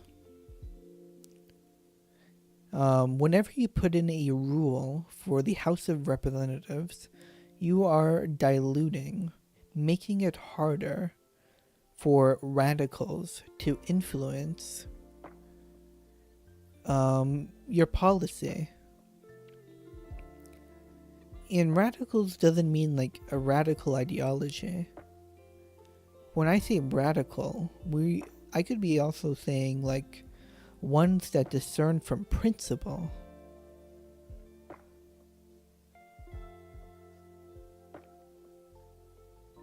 Wow, okay. Interesting.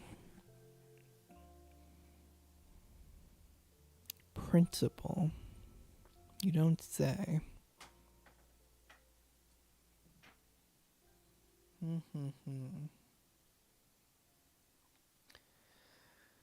There must be a way to balance out interests, an equation of sorts, to know how to quantify competing interest groups, to know how to dilute them too. There probably is, but it would require magnitudes of variables which are unavailable to research.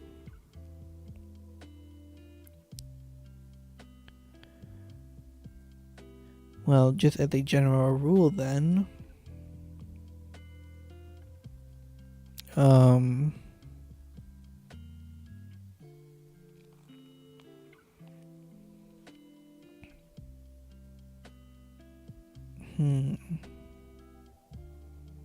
approval rating. That's right, approval rating. Who you're being voted for.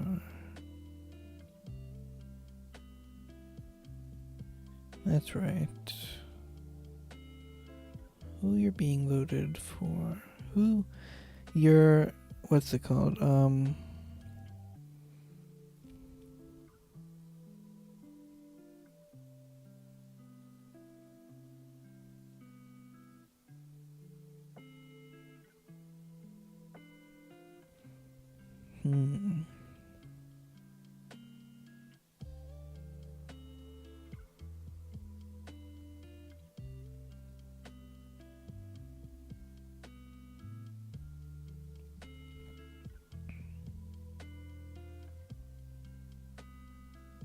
Yeah, it's lost all train of thought.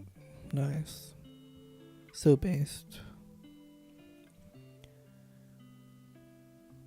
Hmm.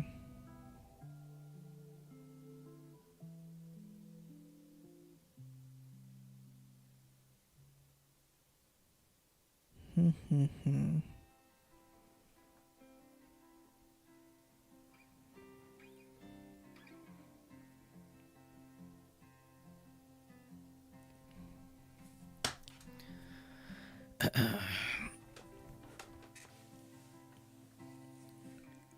Oh, it's like a filter. Every rule you put in between the bland vote of the representatives or any system that you put in between the popular vote, that is direct democracy, and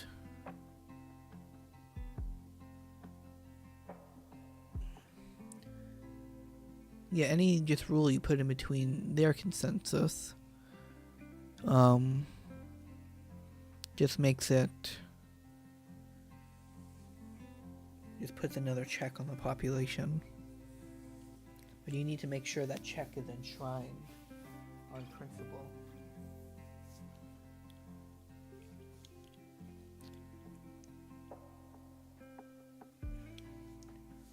So,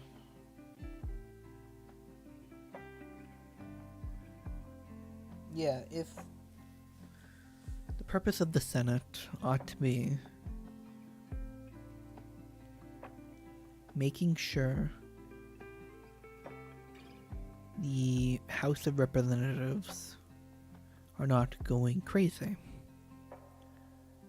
They're almost like a minor Supreme Court. But instead of seeing the constitutionality, they should be seeing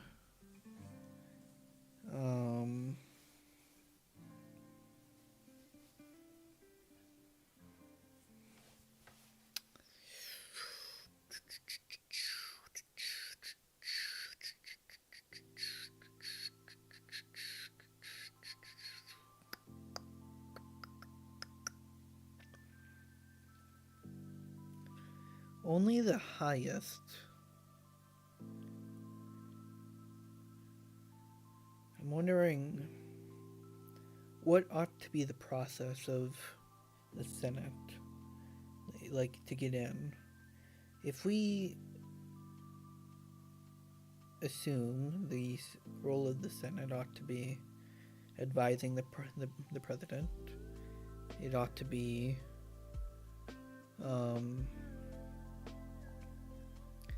representing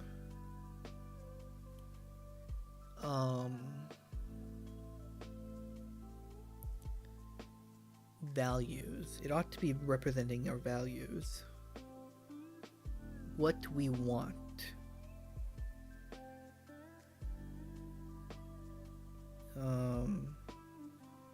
The Senate and the representatives ought to work together to draft legislation that adheres to what the population wants, but also adheres to a general sense of principle.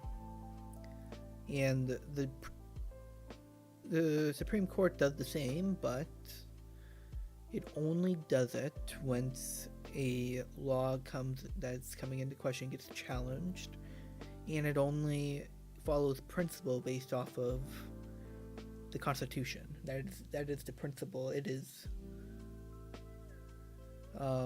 adhering to, whether something is constitutional or not.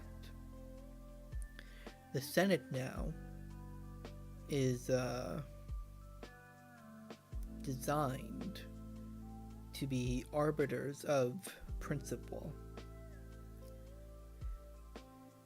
There needs to be a way to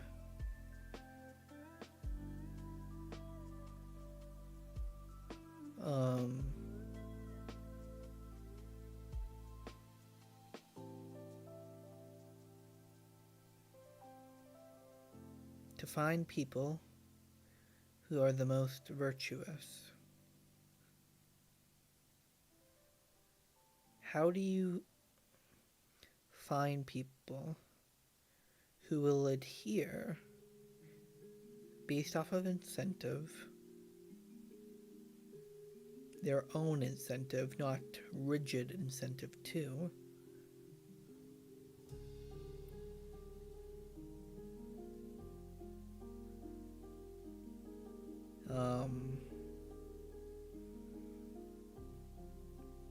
to virtues and principles?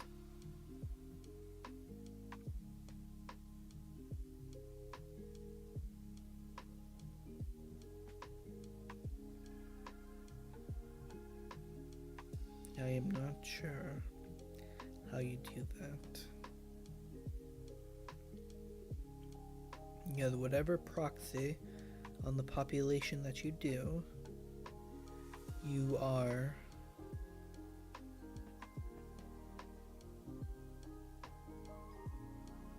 depending on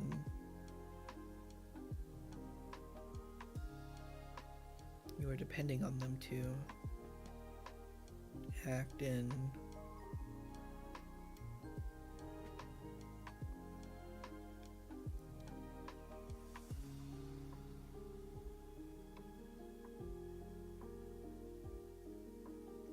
it's almost as if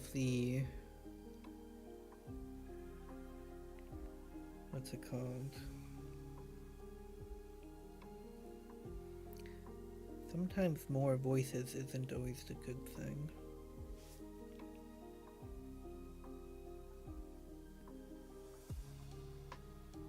Too many voices can bleed out the good, dilute the good.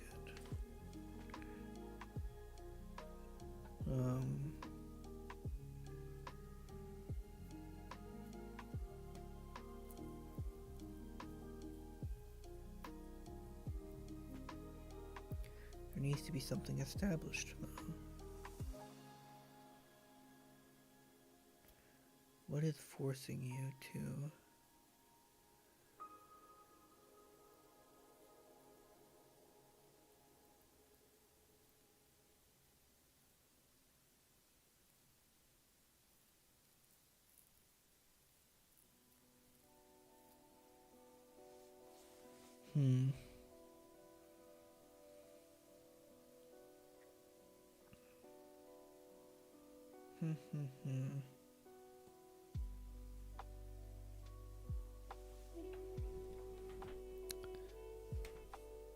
Wonder if there should be a cumulative popularity.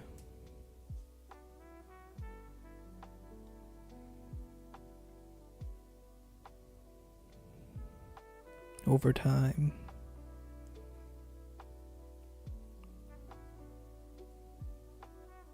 The idea is the more popular you are, the more benefit you get over time.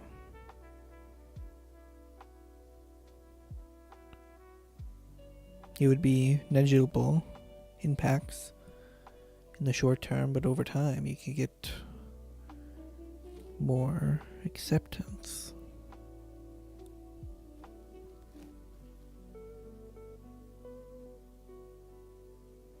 These are just little systems at play.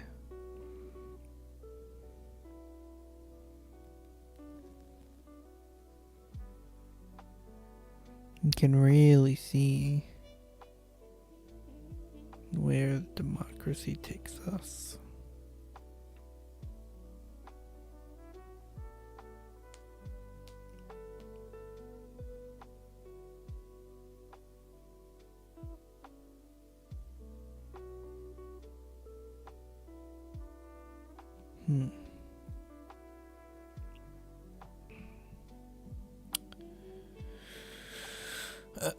Well, I'm gonna stop streaming, guys. I'm tired.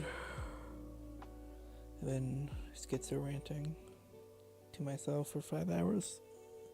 Thank you for watching. I'll see you later.